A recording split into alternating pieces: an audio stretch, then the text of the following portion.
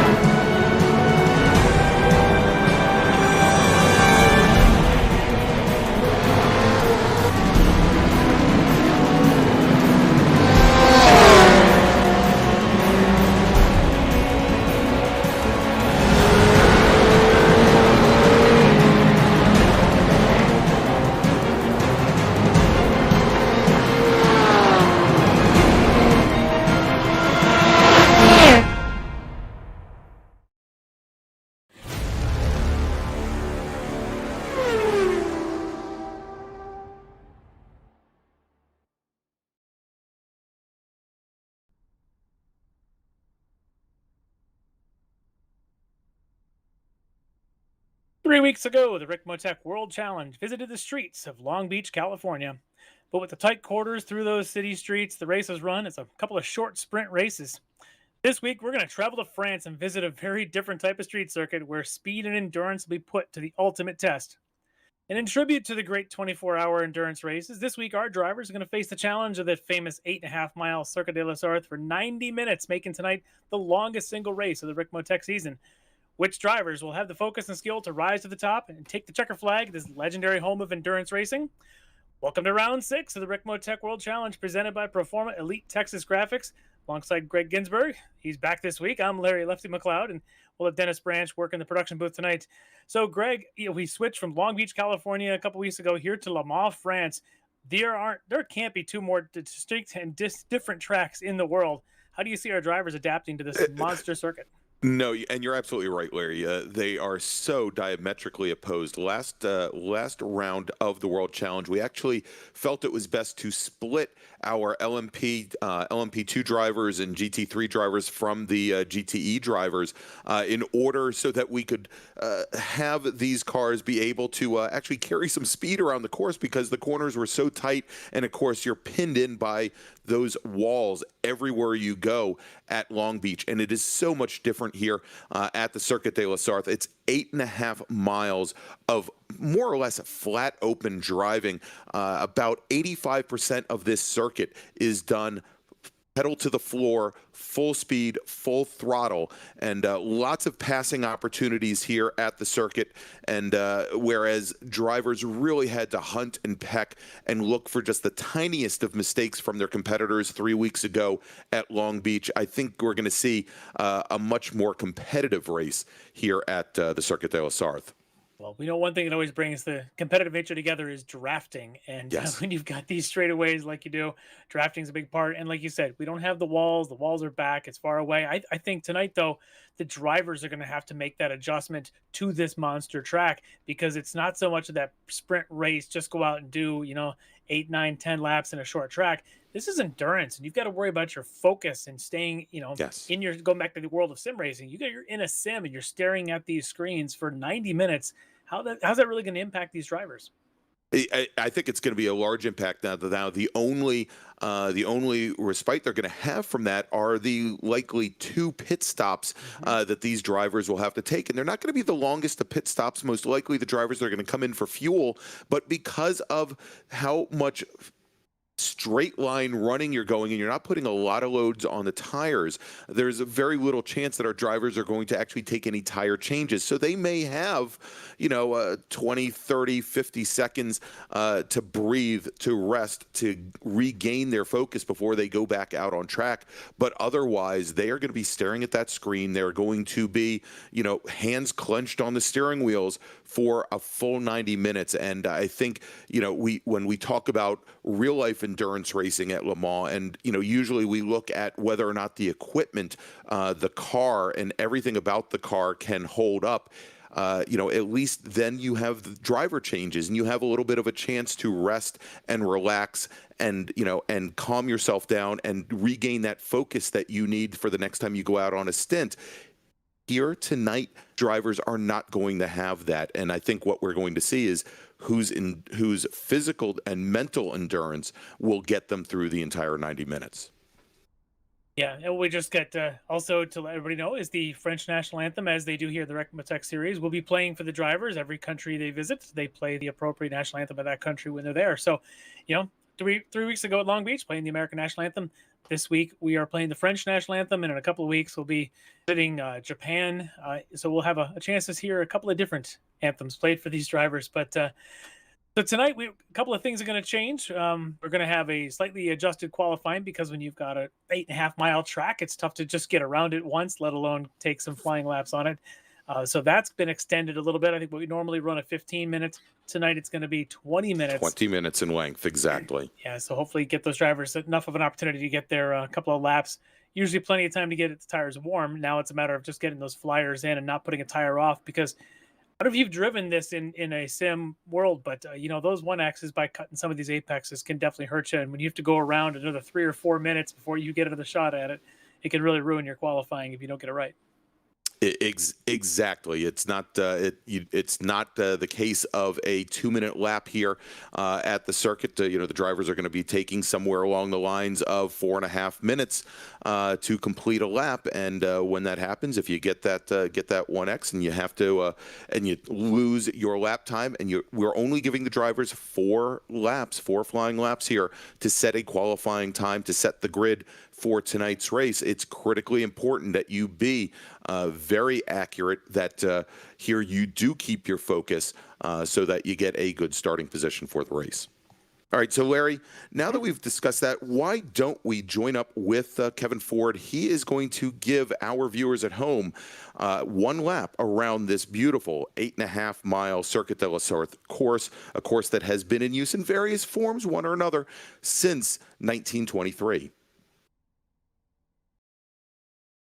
Welcome, everyone, to La Sarthe, France, and Circuit de la Sarthe, and the home of the 24 Hours of Le Mans. That's right, we are here at this legendary 8.4-mile road course, a track that dates all the way back to 1923. That's right, Le Mans is a combination of public roads and permanent circuit, and it has been that way since day one. Of course, the track has been grown upon and added to over the years, and we're about to see the beauty of this incredible track. Here we go. Let's get ready to head up the front straightaway here as we see the beautiful grandstands on the left and right as we approach the start-finish line here. Coming across it now as we head up into turn 1. This is a very fast entry. Very exciting entry to turn 1. Love this corner. Coming down into a right-hand sweeper. We're going to get hard on the brakes. Get down through the gears here and get ready for this very tight first chicane. Up through Dunlop and heading up underneath the Dunlop Bridge. This will be a slight left-hander, and then back to the right as we come down the hill into Tetra Rouge. This will be a hard left-hander. A little bit of a banked corner, which is nice. Gives you some good momentum up and out. But then you got this light crest here. It gets the car light. And then into Tetra Rouge, the double right out onto the main straightaway. A lot of speed on exit here, and you need that because this takes you out onto Mulsanne Straight, the longest straightaway here at Le Mans. Great overtaking opportunities here, obviously, with the slipstream down this long straightaway. As you can see, we're heading down a public road here with all the businesses and homes on the left and right. What a great place to view this race from. Coming down into the first chicane here on Mulsanne, we're going to get down into the gears at the 100 marker, into second gear, trail brake, let it roll off that second exit, and right back up through the gears, taking just a little bit of curve not to upset the car. Back out onto the next section of Mulsanne Straight. Again, slipstream opportunities here, obviously, in the first couple sectors of the lap. A lot of speed here. We'll be hitting speeds of upwards of 170 to 180 miles an hour coming down into the second chicane here. 100 marker, back down through the gears, into second gear. Gonna let that car roll back to the right, come right back to throttle, get right up onto the inside curb, and get a good launch out onto the final section of Mulsanne Straight.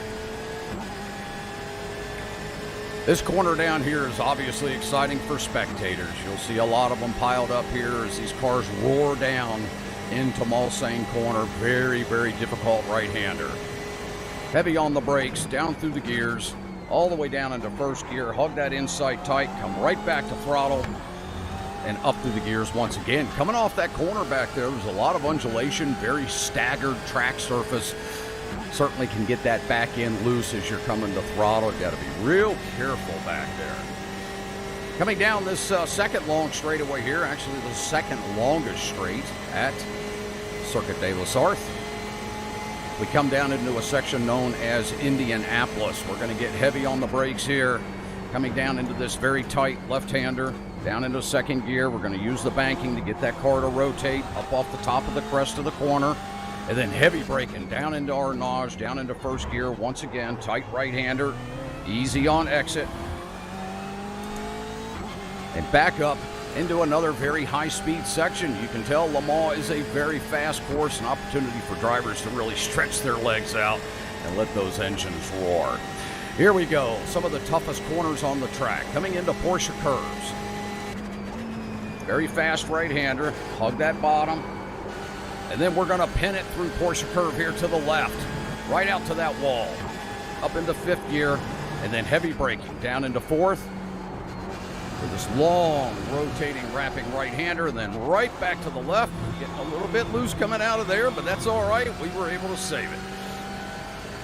Coming through this little fast chicane, then we're going to come down into four chicanes to wrap up the end of this lap here. Down into this quick left, right, down into second gear. Gonna roll center, back to the right again, out of the four chicanes, and right back up onto the front straightaway, across the stripe. There's your track guide for the wonderful, beautiful Circuit de la Sarthe here in La Sarthe, France. Thank you for being with us.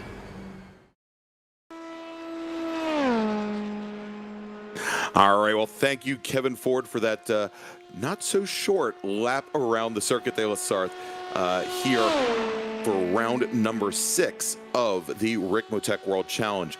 And while our drivers are out on their qualifying laps, let's take a quick look back 3 weeks ago to round 5. Larry mentioned we are at Long Beach, and I'll give you a quick rundown of where things ended up on the podium and also where we are in the points after 5 rounds.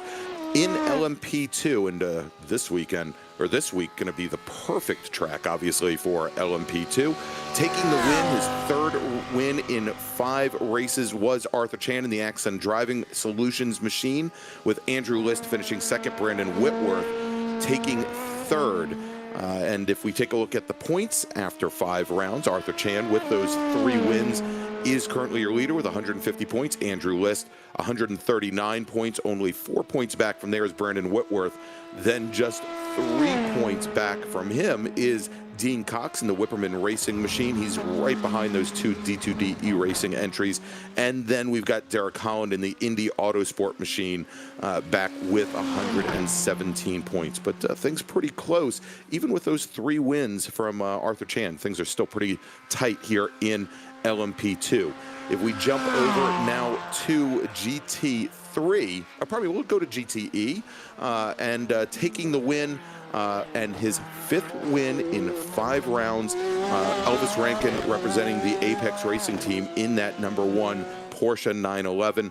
Jennifer McDonald, with a little bit of luck, I would say, takes her BMW to 2nd place at Long Beach, with Tony Kernan finishing in 3rd. And when I say a little bit of luck, that was because we had Mike Dam in the Orion Racing Porsche. He was running a very strong 2nd place, and then with 1 minute remaining in that 40-minute race, ended up impacting a wall, falls all the way back to 7th. So if we take a look at the points, things are very close in the GTE points, with Elvis Rankin currently your leader with 153 points.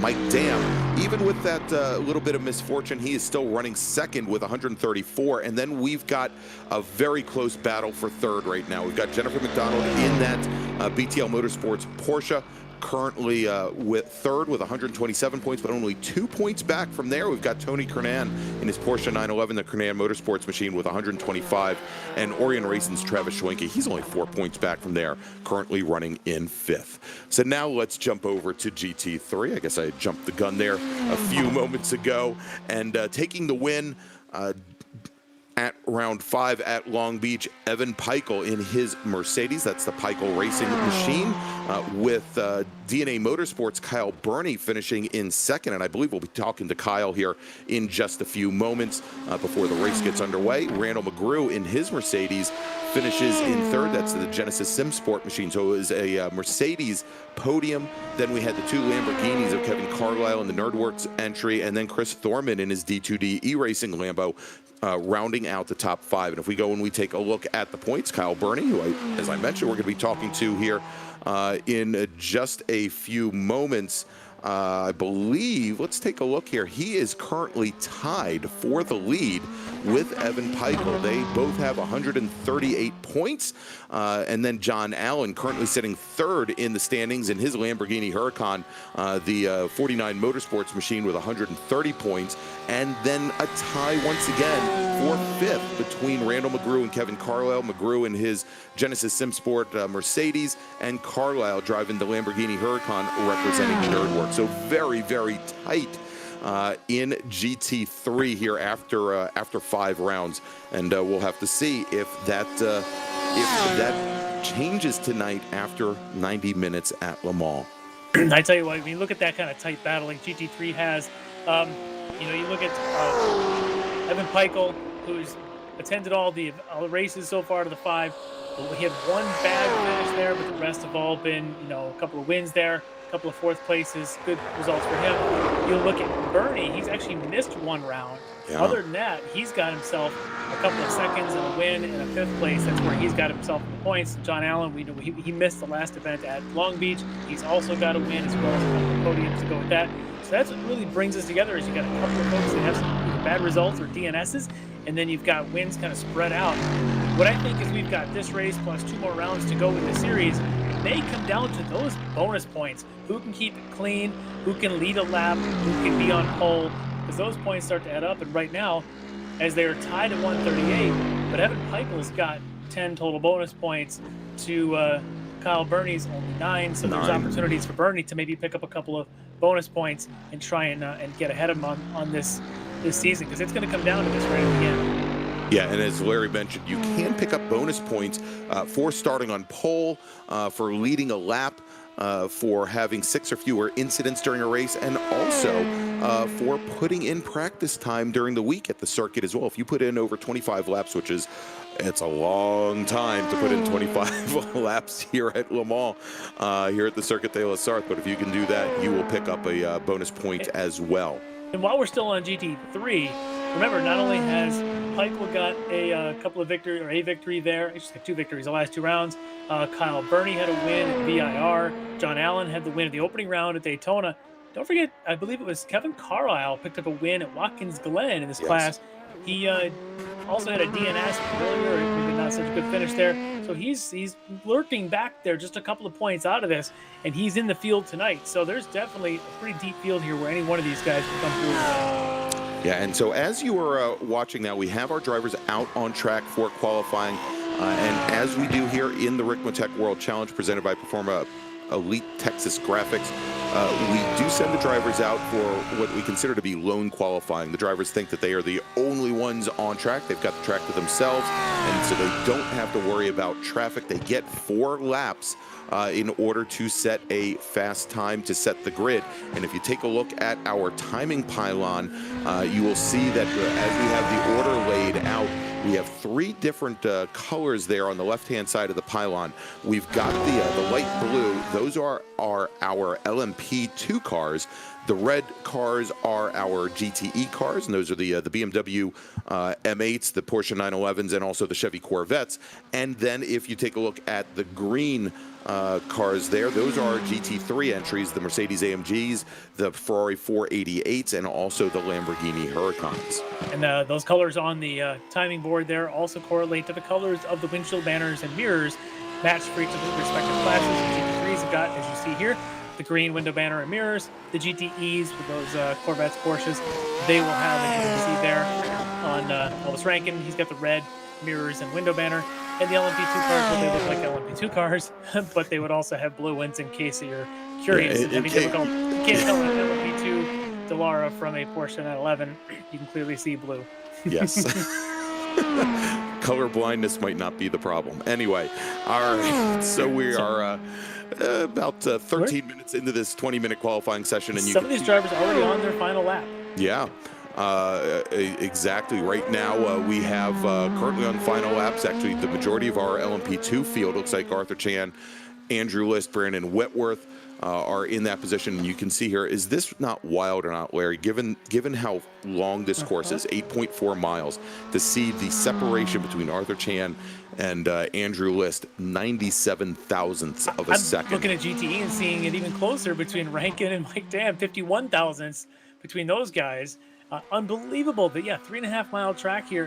Sorry, 8.5 mile. 8.5 mile, 3.5 minutes around this place, and separated by less than a tenth. It's just astounding how close these guys are, and how critical it is. I'm not sure, because again, you got a track this size, the scale, long straightaways. You could probably start in your class in 6th or 7th, and if you've got the pace, you could probably still win the race. This isn't Long Beach. This isn't Belle Isle or one of those difficult to pass tracks. This place has got lots of speed. So interesting result, but I'm not sure in the end if it's going to decide the winner. Right.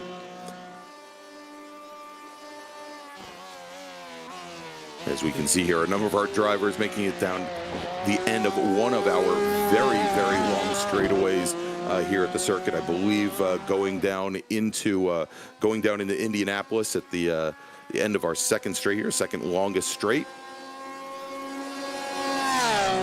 And we're on board right now with Mike Dam, who has actually gotten ahead, as you mentioned, of Elvis Rankin, our 5-time winner here so far on the World Challenge, running undefeated. I'm sure looking to extend that streak, just as Mike Dam is looking for a little bit of redemption after last week probably at last round at Long Beach. Yeah, I'm sure he is. He needs that good result. At this point, Elvis's margin on points is rather significant.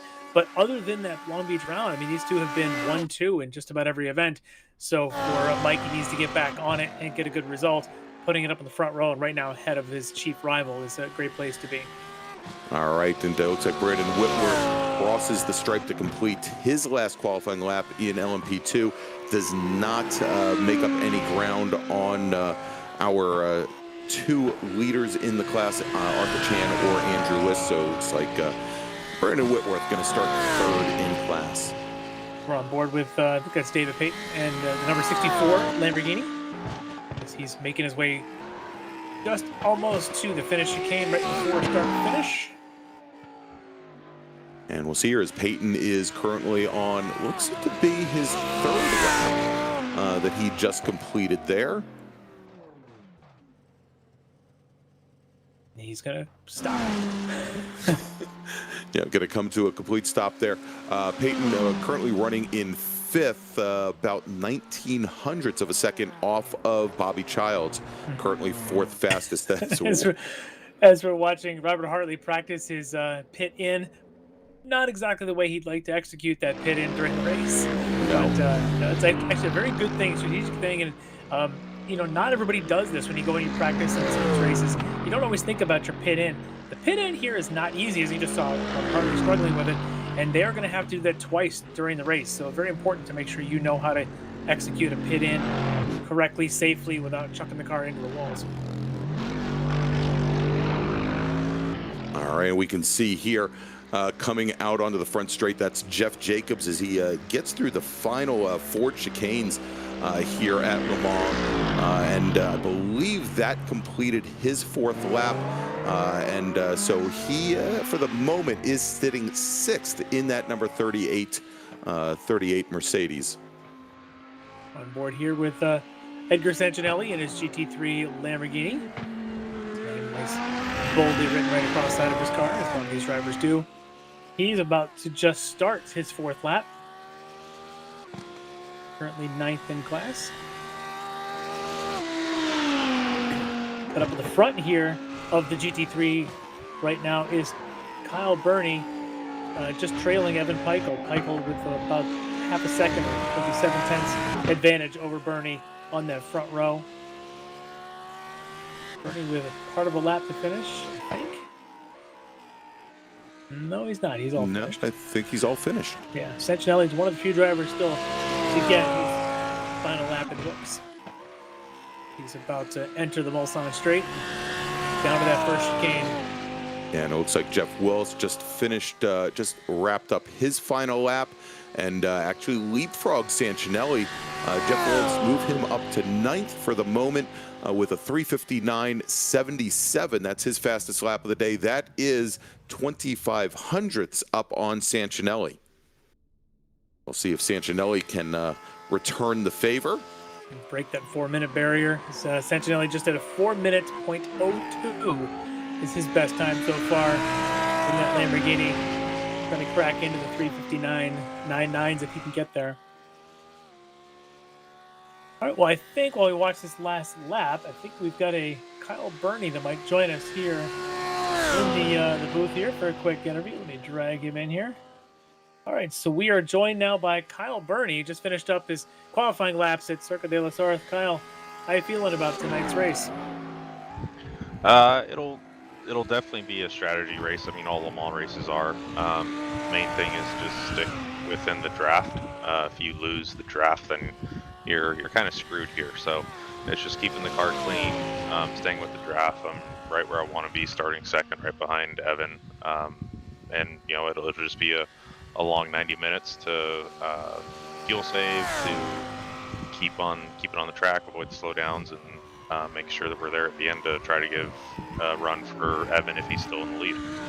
So you got it in your mind about strategy, not only to win the race, but also you're in a tight points battle. You guys are tight at 138 points between yourself and Evan. I just wonder if you're thinking about trying to get, limit your 1Xs, maybe make sure you lead a lap in your class for sure. Is there any of that going through your mind about trying to add up points for the season? There's limiting the incident so you don't get negative points for sure. But I know Evan and I are both at that 9 bonus point cap, so no matter what we do for leading a lap, it won't add anything to what we already have. But it's definitely come down to a 3-race championship, and it's more of either of us have more to lose than we do to win by really pushing, because one mistake that gets us, out of first or second or even third can really cost us because there's only 2 or 3 races left. And as we've seen in previous rounds, when you start mixing with the LMP2s and the GTEs, there's always that moment of a wild card. So keep your eyes open, head on a swivel. I think you guys are about to grid up, and good luck tonight. Maybe we'll get a chance to talk to you later. Thanks, guys. All right. Thanks, Kyle.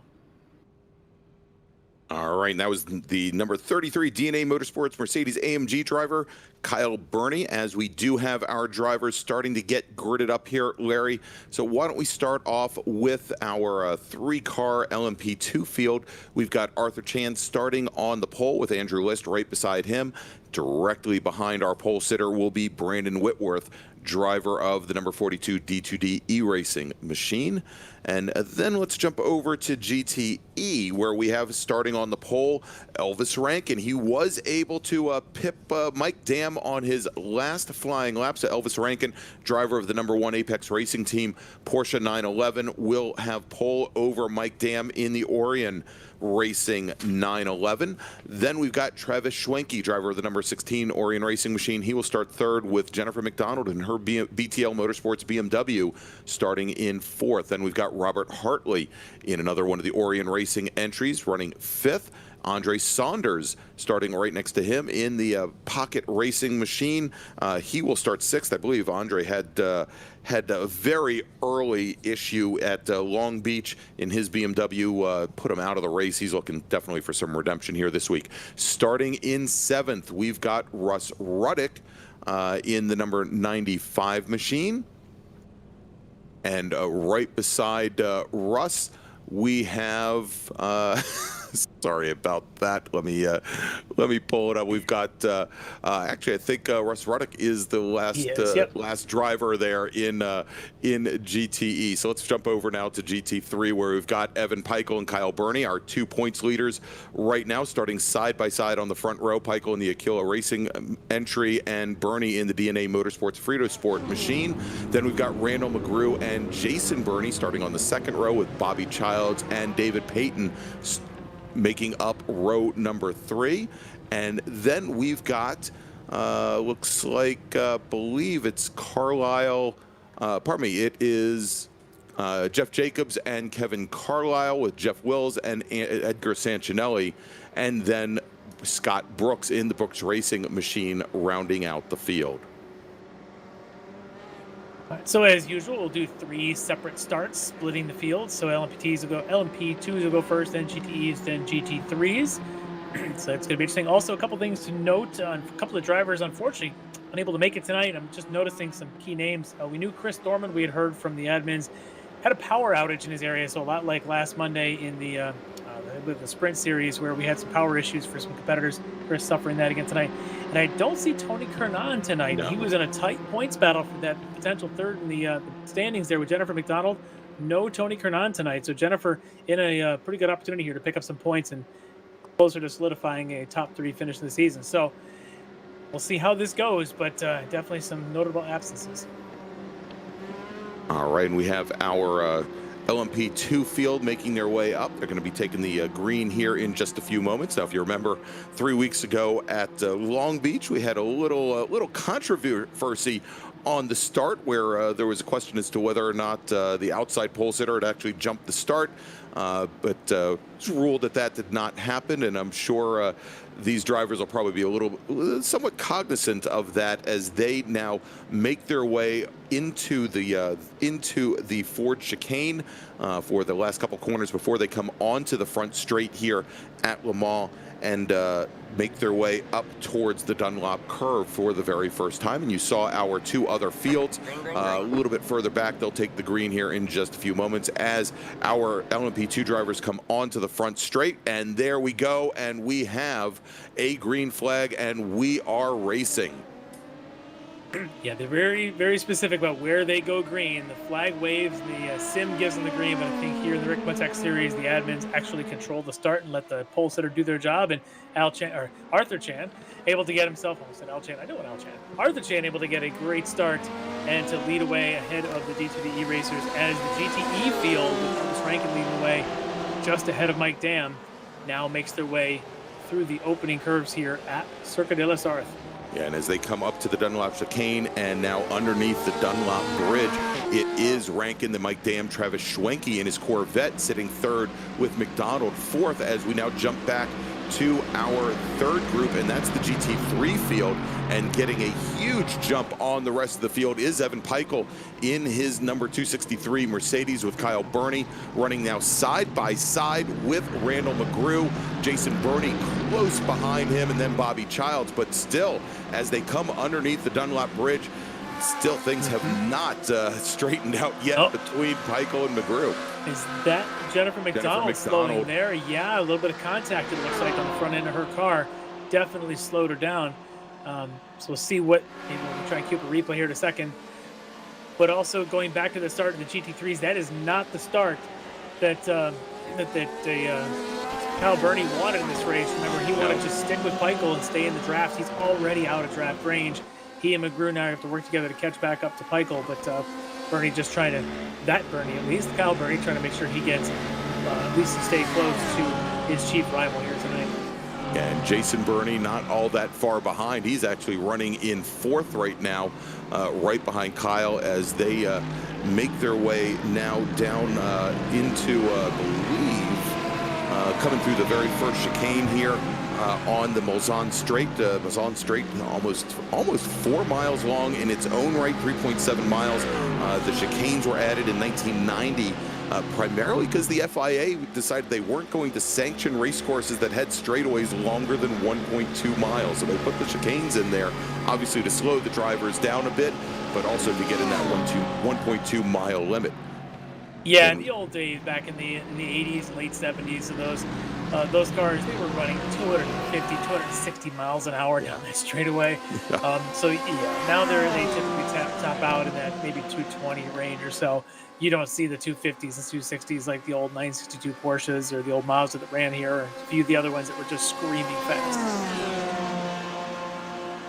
But here at the front of the GTE field, it is Elvis Rankin, Mike Dam, and Travis Schwenke kind of pulled away from the field through that opening run down the straight with Porsches and a Corvette. And you can see how quick even that section of the course is right there, coming out of Indianapolis, going into Arnage, where you just still carry a ton of speed. You're not loading the tires up all that much because you've got a lot of room there. You can really open up the corners quite a bit. As we jump back to our LMP2 battle here, where Andrew List has managed to get around our pole sitter Arthur Chan, and they're running 1-2. Now, we did see in qualifying that Brandon Whitworth was maybe a little bit off the pace. He was a little bit over a second off of our 2 leaders in qualifying, and he has already now fallen about almost 3 seconds back as our drivers now complete lap number 1 and start lap number 2 here at Le Mans. And if you're Andrew List, you really do need you need a win is what you need. You know, your points totals are down about 11 points from Arthur Chan, but Arthur Chan just seems to always be 1 spot ahead of List. You know, Arthur had a couple of wins in the opening rounds, 1 spot ahead of Andrew at Watkins Glen, 1 spot ahead at Spa, and again another win at Long Beach. So he just kind of had his number, but at this point, List needs that victory, needs to break past the Arthur Chan roadblock there, with a couple rounds to go, and make sure he's got a shot to climb back into the championship. Yeah, of course, the difficulty that you have is with only 3 entries this weekend or this week in LMP2. You know, there's not the biggest opportunity to make up points there, since you know, the worst that Chan is going to finish is 3rd here this evening. At this point, yeah, you just got to do what you can to get that victory, get that max points, if you're Andrew List, and at least get ahead of him. But at this point, you know, 5 rounds in, you've done nothing but look over the podium at the higher step, and there's Arthur Chan. So Andrew List needs this victory tonight, but it's going to be a long night. 90 minutes in any sim is a long run. All right, we're on board right now with Baron Glover in the Chevy Corvette, the number 13 machine, and right behind him we've got Jennifer McDonald in that BMW. Again, having started towards the top end of the pack, she's trying to work her way back up. This is currently, as we mentioned, battle for 7th at the tail end of our GTE field. And I wonder if that front end damage has put a little bit of the aero now, broken up that efficiency of that aero and creating a bit of drag for her. So her best move right now is just sit in the shadows, so to speak, ride through the wake of Glover and just get to that first pit stop. Again, we mentioned that earlier. 2 pit stops to make tonight, so roughly 30 minutes for the first one, 30 minutes for the second one, and then your run to the finish. So it's going to be a long run for Jennifer to hold out until that first pit stop to try and get prepared. I think the best she can do is, you know, perhaps you know, sit in the draft going down the middle straight, try to pick off cars at the end of straights, and maybe, you know, just slowly but surely make her way back up through the field. They did not look to be all that far back from Andre Saunders in the 72 BMW. He was only a couple car lengths up ahead of that battle. Looking at this battle here of our LMP2s, you've still got Chan just ahead of List. And we've talked about this before. You know, this being relatively low downforce setup, it probably still you get a bit of a wash off the leading car if you were Andrew List in the trailing car. So you can't really get close enough in some of these tighter here through the Porsche curve section of the track. You just sort of sit back, because if you get too close, the car starts to push, you end up using too much of your front tires. So you're almost better off kind of waiting back if you can't get by him straight away. He could also be doing some fuel saving here in terms of a long run strategy he might be deploying. Yeah, matter of fact, you're already seeing a little bit of a push out of List's car. Not much, but a little bit there. Yeah, he's trying to keep his distance, I think, a little bit. You get too close, it just washes out. And here's a little bit of a surprise as Mike Dam has taken the point from Elvis Rankin, with Schwenke in his Chevy Corvette sitting 3rd, as those 3 drivers have separated themselves out by almost 4 seconds over Robert Hartley running in 4th position. And we've always questioned, I think, each time we see Elvis Rankin drive, what he does as far as fuel savings. I mean, even when he runs from the lead, he always seems to actually pick up a little bit of time in the pits, it seems. A lot of it, I think, comes down to his very smooth driving style that, that he just does not necessarily need the advantage of the draft in order to stay in the fight. And we'll have to watch what he does here this evening, as the one thing here, at least on this course, as opposed to, and we talked about this 3 weeks ago, Larry, how smooth he looked around Long Beach, where a lot of other drivers were, having to make multiple corrections in some corners because of the layout of the track, and Rankin just seemed to take all of it in stride, and again actually gain time coming out of his pit rotation. Here, this track here, with the exception of some of these chicanes, which are really designed to slow you down quite a bit, the majority of this track very wide open, big sweeping corners that smooth driving style may not be so much different than a lot of our other drivers over the course of the evening. Yeah, I wouldn't think it's a huge advantage necessarily to be smooth, but what he's at least going to try and do is probably not give anybody the advantage of fuel saving too much behind him, which is why he's willing to do this swapping positions. And he even mentioned that in our previous rounds we've interviewed him. He has said he's done that kind of thing. You got to give up the lead, or if somebody gets a run, just let him have it, and then sit back and do your own fuel save. He doesn't want to be running the point position for the whole first 30-some minutes of the race. No, it's a very long course to be pulling somebody around the track. Yep. As we take a look here at our GT3s on board with McGrew, just in front of him is Kyle Burney. They have caught Peichel and passed him.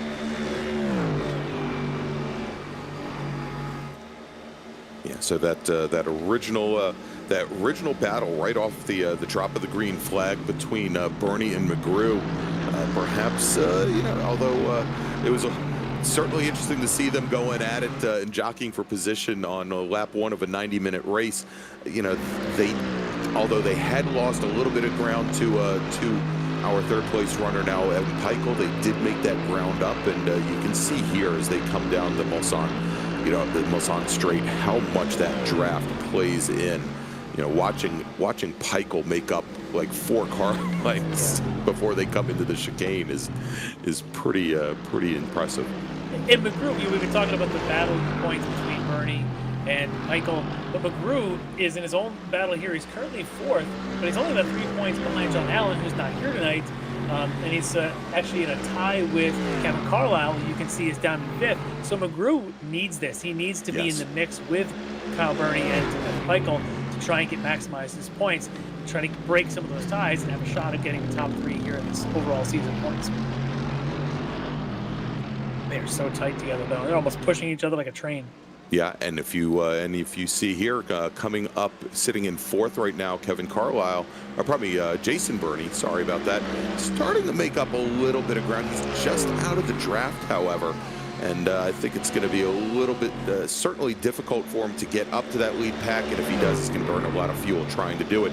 But now we've got heading down into, wow, look at that move, heading down into Indianapolis and taking the point now. Is Randall McGrew, gets past Kyle Burney with Evan Peichel still sitting back in 3rd. Yeah, it's a good move for McGrew. And again, if you're Burney, just going to let him go on by. So we're going to take a look back here at what happened to Robert Hartley going in through Indianapolis. Oh, that's not good, running a bit wide, a bit of lockup. And does he get the, no, and he manages to keep the car off the wall, yeah. But that definitely is going to hurt him on track position. All right, so let's jump back. Yeah, let's jump back over to the battle in GT3. We'll see how long Peichel wants to sit back there in 3rd. Happy to see these guys around so he knows he can run pace, stay away from the rest of the pack, but also to have a drafting partner, maybe save some fuel. But these guys might just be like a flock of geese. I've used that reference before. Just constantly swapping who's in the lead, who's trailing to see who gets the best chance to save some fuel.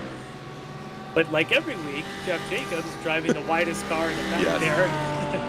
Yeah, and it's not even a BMW. That's right. This time it's David Payton. He's trying to get around Jeff Jacobs tonight.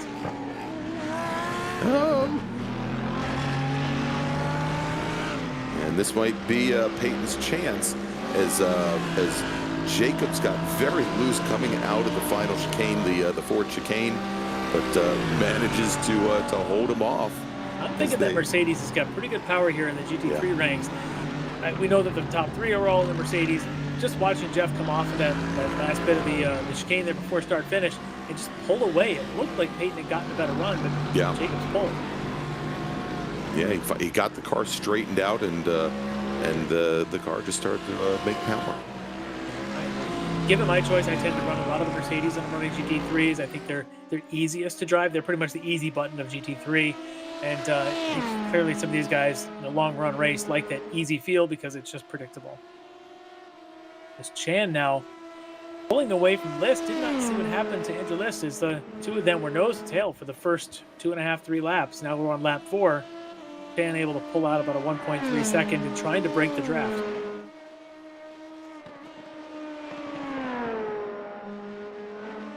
And just looks really smooth around here. Yeah, he does. Just not putting a foot wrong in that Dallara 217. Just so smooth going around this place around 3 minutes and 30 seconds, just flying for 8.5 miles. You know, in such a contrast, Larry. You know, we were concerned about how well and how easily they'd be able to muscle those LMP2 cars, very long wheelbase cars around Long Beach 3 weeks ago, and how, especially in the final hairpin at Long Beach, which is so incredibly tight, how they were actually going to be able to rotate the thing around. And here, you know, obviously the majority of the corners are not problems for that car, but still to watch them negotiate some of these chicanes here is it's a neat little dance to watch. It is, but they look so much more at home here than they did at Long Beach. I mean, it looked like a cargo ship in the Suez Canal there, trying to make that last hairpin at Long Beach. But here, they just look like this is what they're designed for, and so smooth. But these GT3s, I mean, look at this. You've got this great battle, all three of them now with McGrew still in the point in the lead there. But Peichel and Bernie just sitting back, saving some fuel, deciding when they're going to him out of the way. Yeah, and on the last 2 laps, Peichel had really looked as though he wanted a way by. And I think maybe he's realizing that, you know, sitting in third, sitting at the tail end of that draft might not be the worst place to be, as long as he can stay in touch with the leader that, again, as far as the strategy goes, you know, might help him. It might be to the point where he just needs a little bit less fuel than the 2 cars ahead of him. Yeah, because it is a long race. You start to realize, you see the numbers, okay, it's going to be a 90-minute race. I already got to make 2 stops. When you look up and you're lap 5, 16 minutes in of a 90-minute race, you go, I guess I really ought to just settle in and stop pushing for every spot, every corner, and just let the race come to me. We've got a shot of Jeff Jacobs now, as it looks like David Payton was able to get by. Now it's going to be our good friend Bobby Childs trying to get around Jeff Jacobs. Bobby driving one of the 2 Ferraris. Yeah. He and Scott Brooks running the Italian prancing horses here.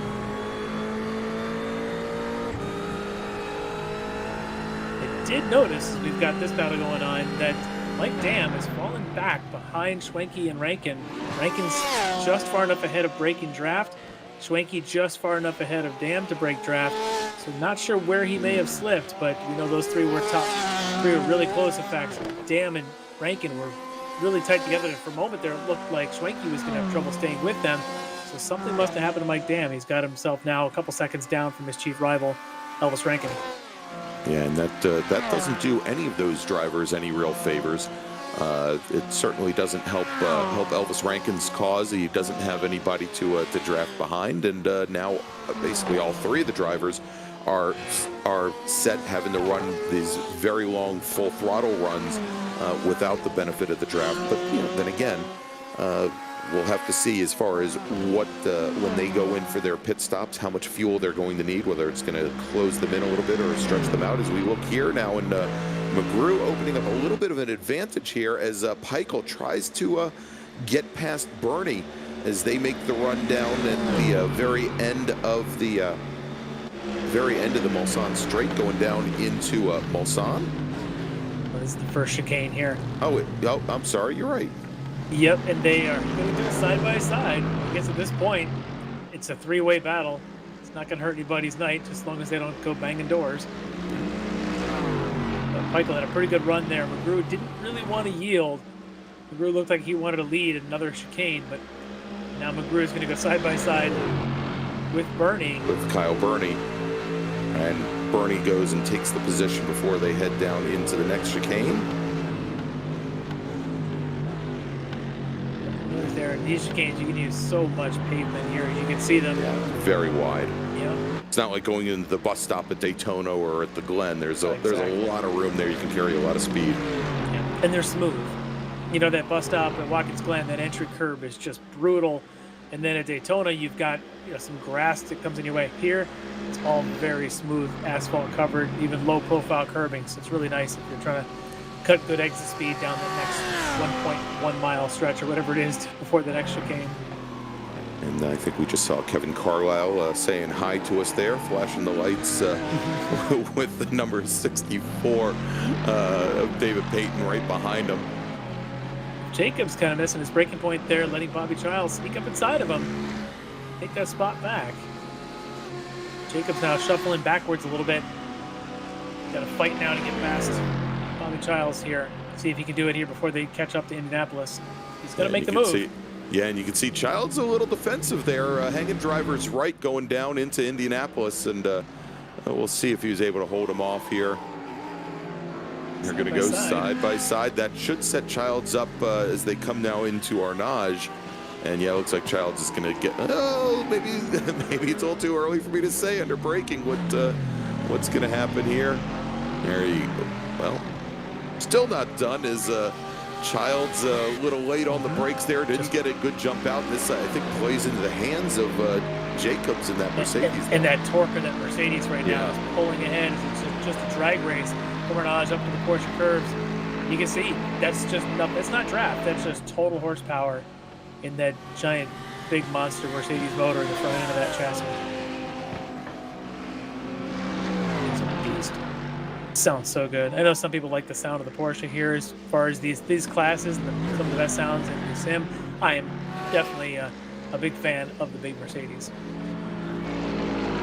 Meanwhile, you could see where Jacobs gets the reputation for having a wide car, because the rear end of that Mercedes was sliding from left to right to left to right. He may be the only driver that needs another set of tires here as he goes down into the pit lane, and I believe Jeff Jacobs will be our very first taker here, just 6 laps in to take his first of what is scheduled to be 2 pit stops. Yeah, a little earlier than we anticipated, but not totally out of the question. So maybe just wanted the car wasn't feeling right to him, so head on in, fill a run up, head back out. Yeah, we expected the drivers to get anywhere between 30 to 40 minutes out of their pit window would be about 30 to 40 minutes in, so definitely a little bit early for him, but we'll see if that strategy plays out as the race continues on. A long way to go here as we jump back to the battle for the lead in GT3, and you can see here where the Peichel machine, the 263, had separated itself out for a moment there from Kyle Bernie. Bernie able to get back in the draft, but looks like Randall McGrew starting to fall off the pace just a little bit. And just on the very edges of the draft here, we'll see if he can hang in there and get back up with our 2 leaders. But it looks like they're starting to move away just a little bit from Mr. McGrew. Yep, McGrew, you get that double draft out in front of you, and you have a chance at least, as long as you can get the exit of these chicanes. But he's just at that 1 second margin. You try to be inside of that to get a good draft. All right, let's jump back up here and look at this. Having some problems coming. Wow. The speed at which that happened, and it allowed Brandon Whitworth to get back in the game, but Arthur Chan gathers things back up, continues to hold on to the lead, but that large gap that Arthur Chan had previously is pretty much gone now.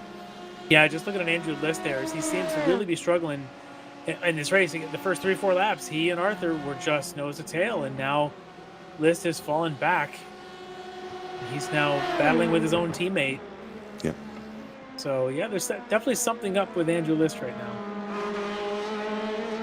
Not on pace. But take the lead of his teammate there coming out of the chicanes, but List has definitely lost some pace from where he was early this race. Chan now almost 4 seconds up on List after that little bobble.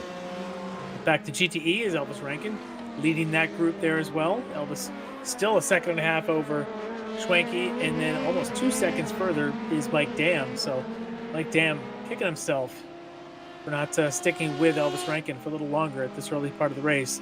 Dam's got to try and catch Schwenke, and maybe the two of them can push each other along to try and catch Elvis again. As we're starting to see interclass mixing, LMP's getting by the GT3s. With speed through the shadows of the trees towards Indianapolis. And this is still daylight. If this were a nighttime, that's a whole different view. That is a dark, dark alley through the trees there at nighttime here at Circuit de los Arth. Well, we got a penalty that just came in. We talked about Jeff Jacobs taking that early pit stop, getting word from race control that he has been given a 40-second stop and hold penalty for exceeding pit lane speed limits on the exit from his pit stop. So that is going to hurt Mr. Jacobs immensely in that number 38 Mercedes, as he's going to have to circulate back around and come on back into the pits for that 40-second hold. There he is. Yeah, that's a tough penalty, because that's a stop and hold plus the time in and out of the pits, and of course you're not going to work on it there. It's just a stop penalty. So unfortunate for Jeff, but that's the way the rules are. You do have to watch your pit speeds here.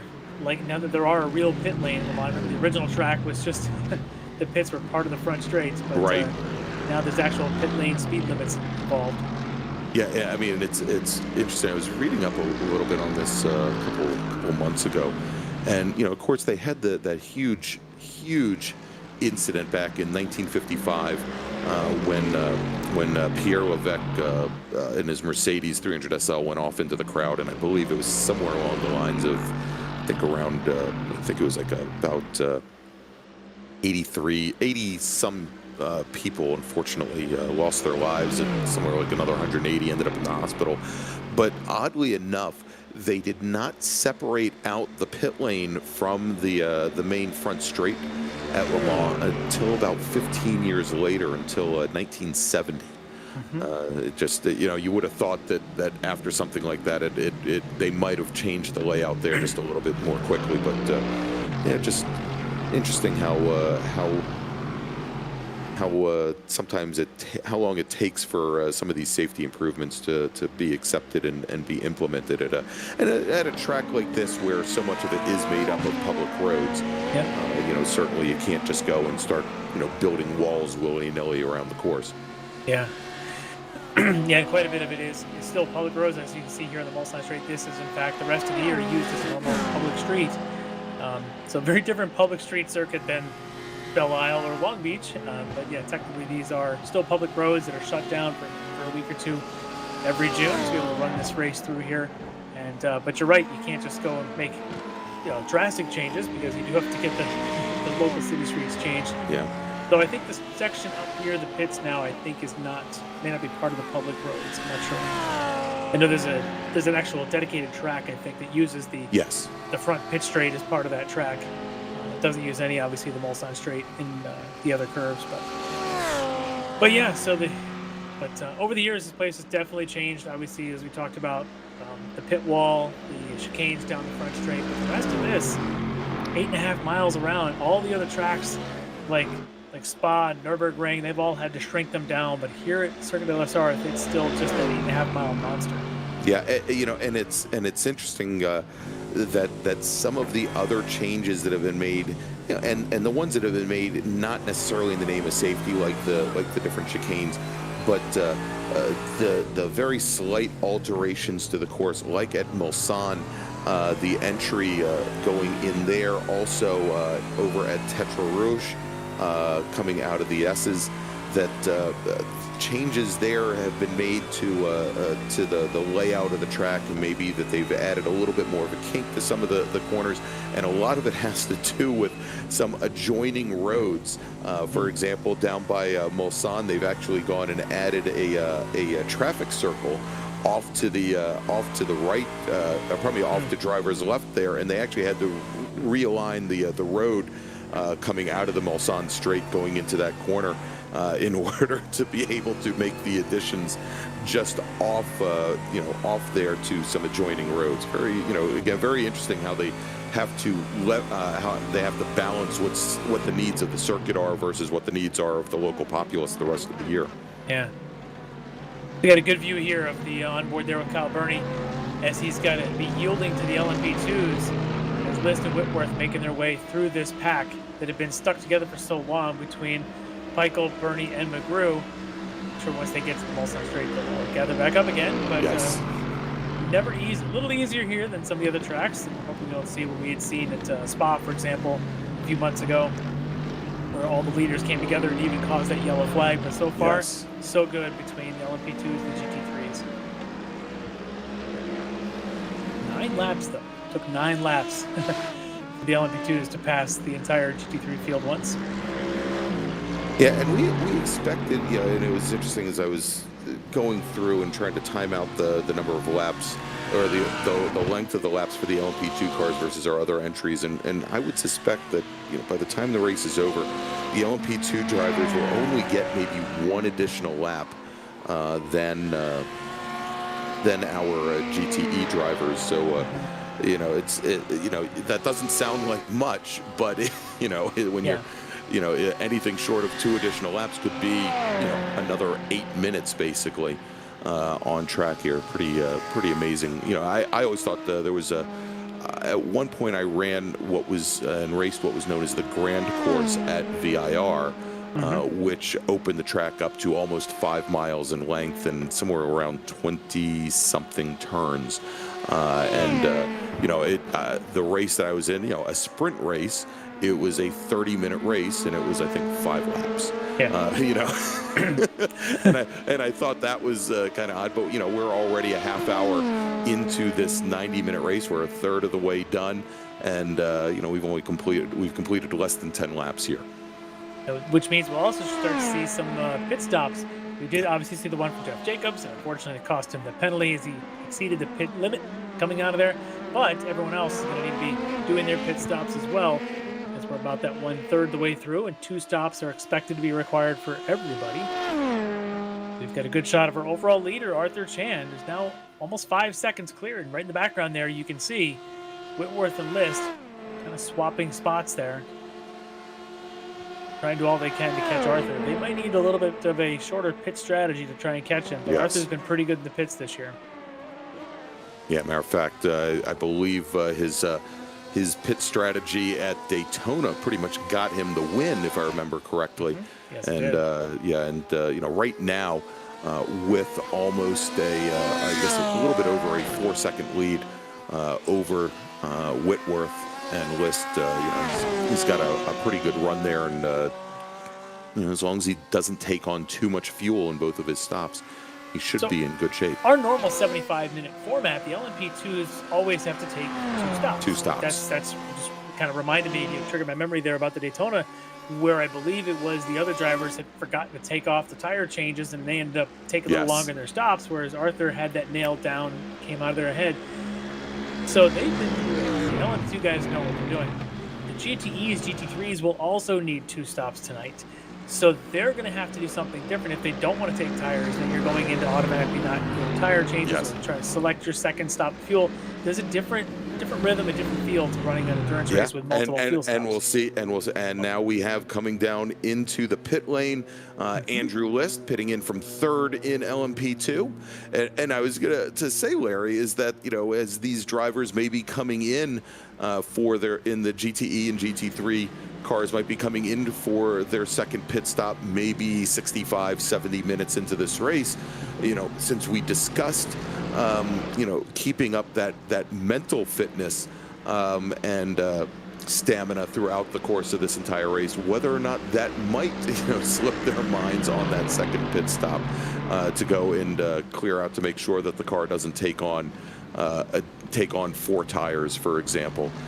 So you know, it may cause some issues for some of these drivers if they're not heads up.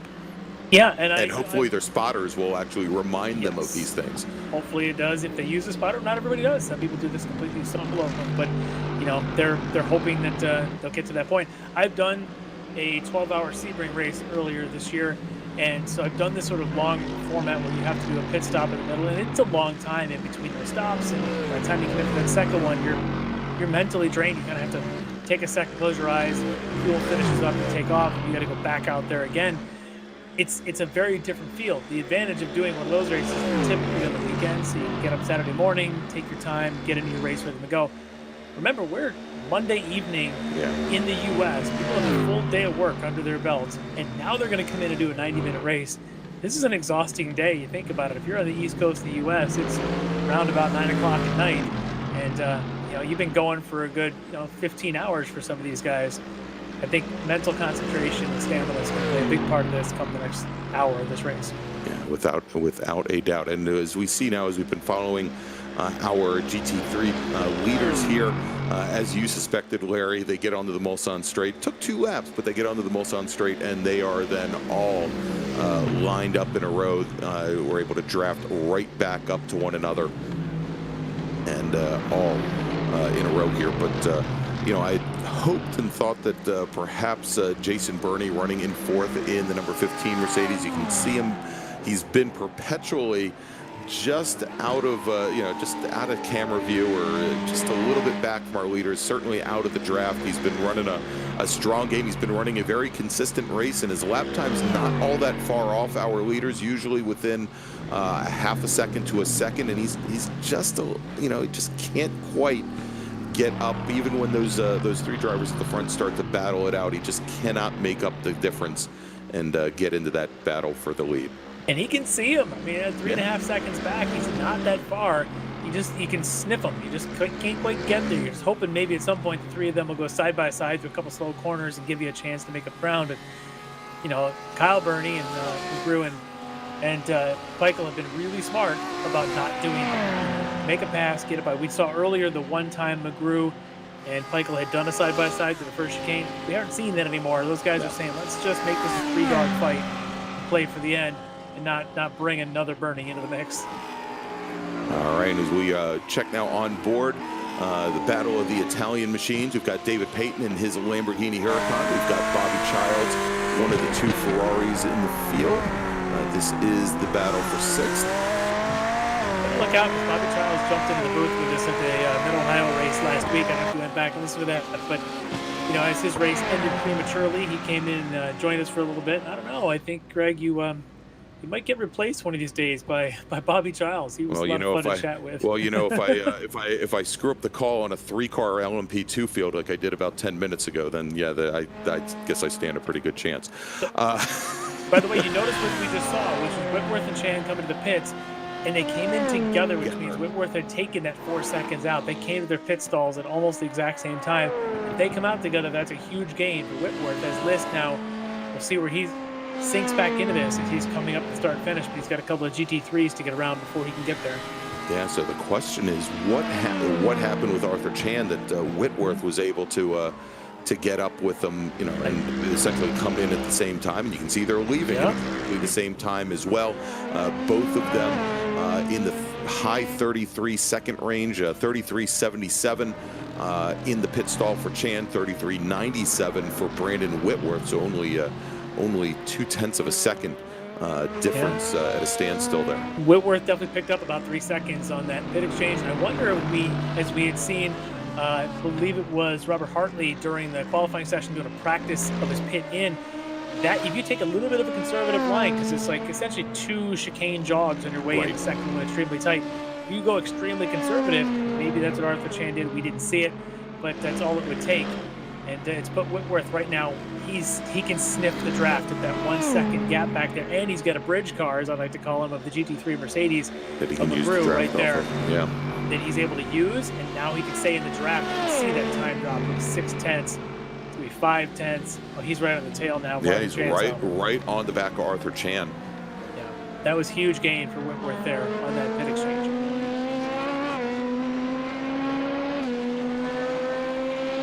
See here as they should be able to make pretty short pretty easy work of the two drivers up ahead. Our two leaders in T3, Peichel and Bernie. Haven't stopped yet, but notice there is McGrew is no longer in that mix. He's now a couple seconds back, so we didn't quite see how he slipped out of there. It looks like we're down to a two-dog fight at this stage of the race between Evan Peichel and Kyle Bernie. And in GTE, Elvis Rankin and Travis Schwenke, our two leaders, have just now gone into the pit lane together. And if you're Schwenke, if I'm Schwenke, I might short fill the car just a little bit to make sure I come out of this with Elvis Rankin. Yeah, exactly. Because remember, he was hovering about that, what was that, two seconds back, just outside the draft. If he short fills the car and gets out of there with Elvis, can actually be on his draft. Oh, and Arthur Chan, big slide. Or sorry, that's Whitworth. That was Whitworth in the 61 car. Goes probably not the 61. That's List in the 61 that went off. So his problems continue. Struggling down there at that hairpin, the Mulsanne turn. Elvis pulls away, and Schwenke does not. So Schwenke not employing my recommended strategy, as he's just going to get out of there right as his teammate Hartley pulls in behind him. Schwenke still going to be probably about 3.5 seconds back from Elvis Rankin. Mike Dam yet to stop. And the difference in the pit stalls, 3 seconds. And with the transit time, just about 3 seconds exactly separating those two drivers. And that is going to be enough to certainly keep Travis Schwenke out of the draft and give fairly clear running to Elvis Rankin in the #1 Porsche. Yeah, and now same thing for Mike Dam, though. He doesn't have the advantage of seeing the Elvis Rankin car right in front of him. Mike Dam could also think about trying to short fuel right now just to get the track position and get on the gearbox so that he can be there and maybe potentially draft and try to save some of that fuel back, at least to stay in the race a little longer instead of being that 3 or 4 seconds back. All right, Andre Saunders and Jennifer McDonald, the two BMW drivers, had taken to the pits. McDonald already back out on track, but a much longer fill time than Saunders. Saunders only 25 plus seconds and almost 10 seconds longer for McDonald. GT3 leaders are on their way in now, Peichel and Bernie together. So now we'll get to see, did they both take max fuel and who maybe saved a little bit more? They seem to be equally swapping in the early stage there. So I don't know, and you can see now as well, our third place runner, Randall McGrew, comes in as well. We'll see if he short fills to get back up with our two leaders. 3 of them coming in together. So Mike Dam, Aaron Glover, and Russ Ruddick seem to be the only 3 that have yet to stop. And clearly they won't be going too many more laps because it's 8.5 miles around here. Yeah. My guess is they'll be in shortly. Probably the next lap or perhaps 2 at most. Yeah. Let's see what happens here. No tires going on. Not a surprise there. Let's see who jumps out of there first. McGrew. And look at this. McGrew, the first one out, and almost identically both Peichel and Kyle Bernie. Great stop for McGrew. Short filling perhaps, but making sure that he comes out at least with them, if not in front. In this case, he's going to be about 1.5 seconds in front of these guys, 1.5, as they all kind of get themselves up to full temp and full song. Great stop for McGrew. Yeah, almost 6 seconds shorter than both Peichel and Bernie. And McGrew is looking at his mirrors. I mentioned earlier about the points battles.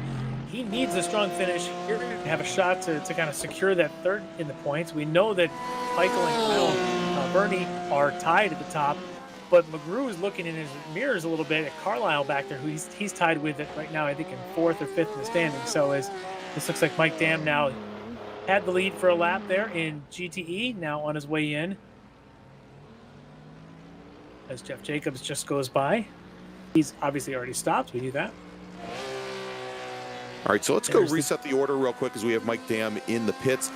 In LMP2, Arthur Chan currently leader with Brandon Whitworth and Andrew List sitting almost 2 minutes back from Chan and Whitworth. In GTE, we've got Mike Dam, who's sitting in the pit lane right now. For the moment, he is your leader.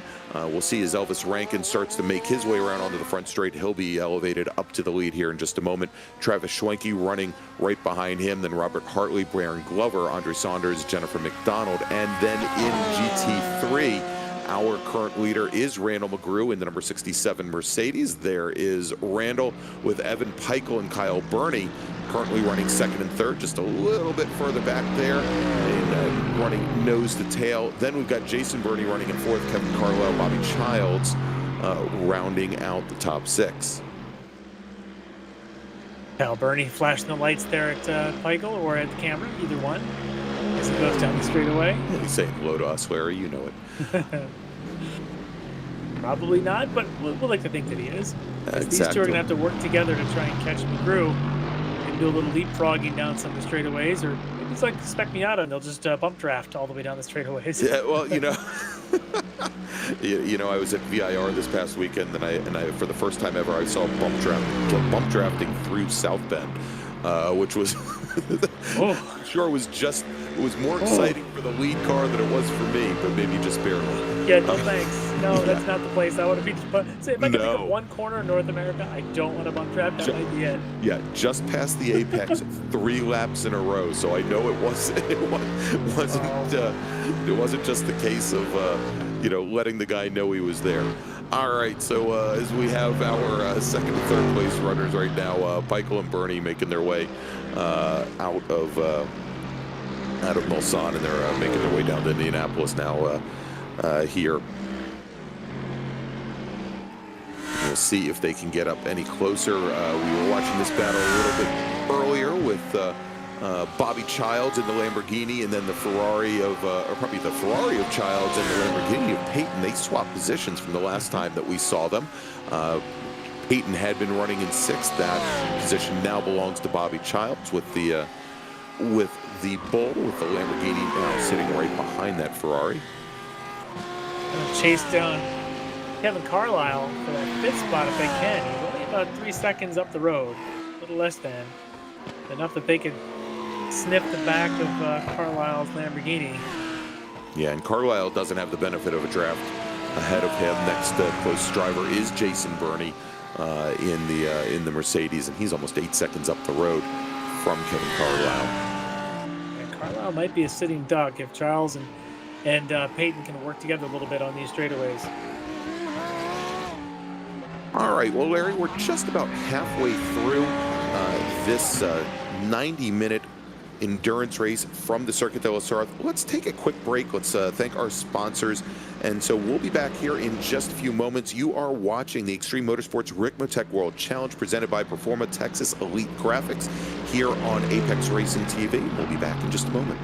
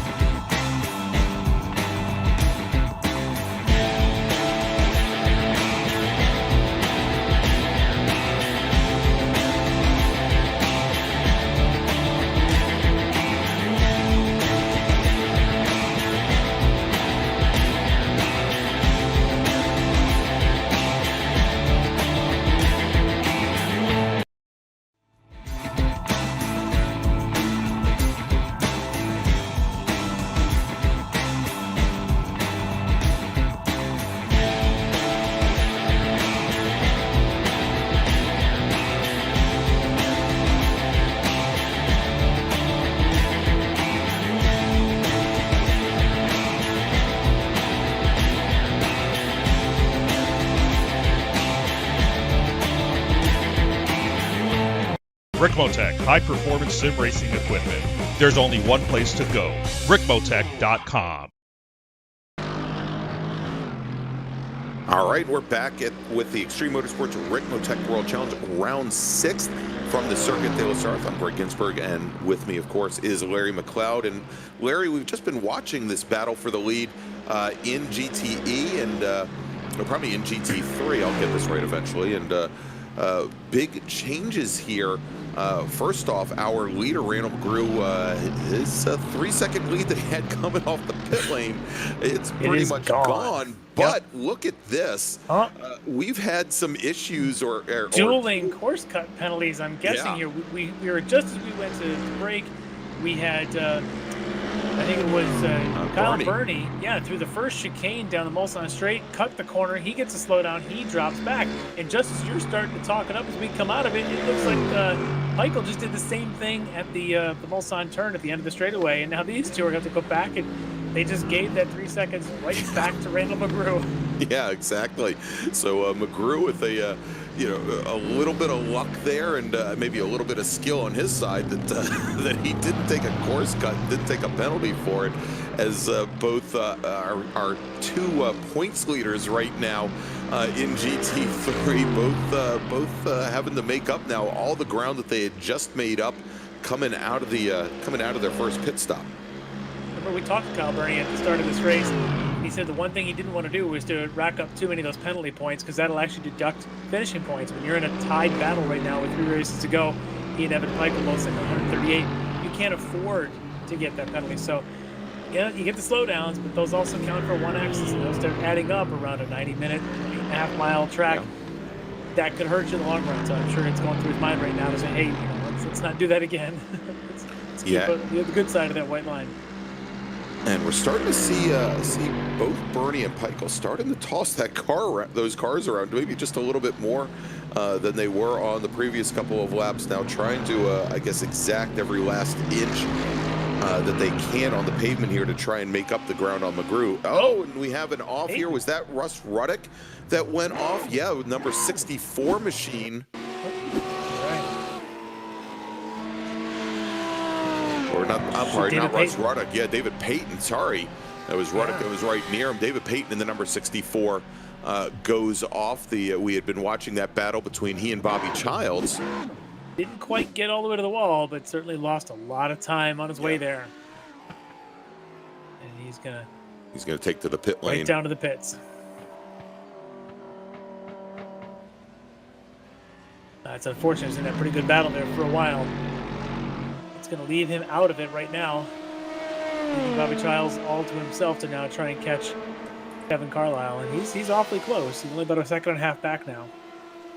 We can look in on our LMP2s. Arthur Chan leading the way. Now opened up his gap to 1.7 seconds over Whitworth. Brandon not quite having the pace to stay with Arthur, right? And Andrew List, we talked about it. Andrew is cutting that lead down quite a bit.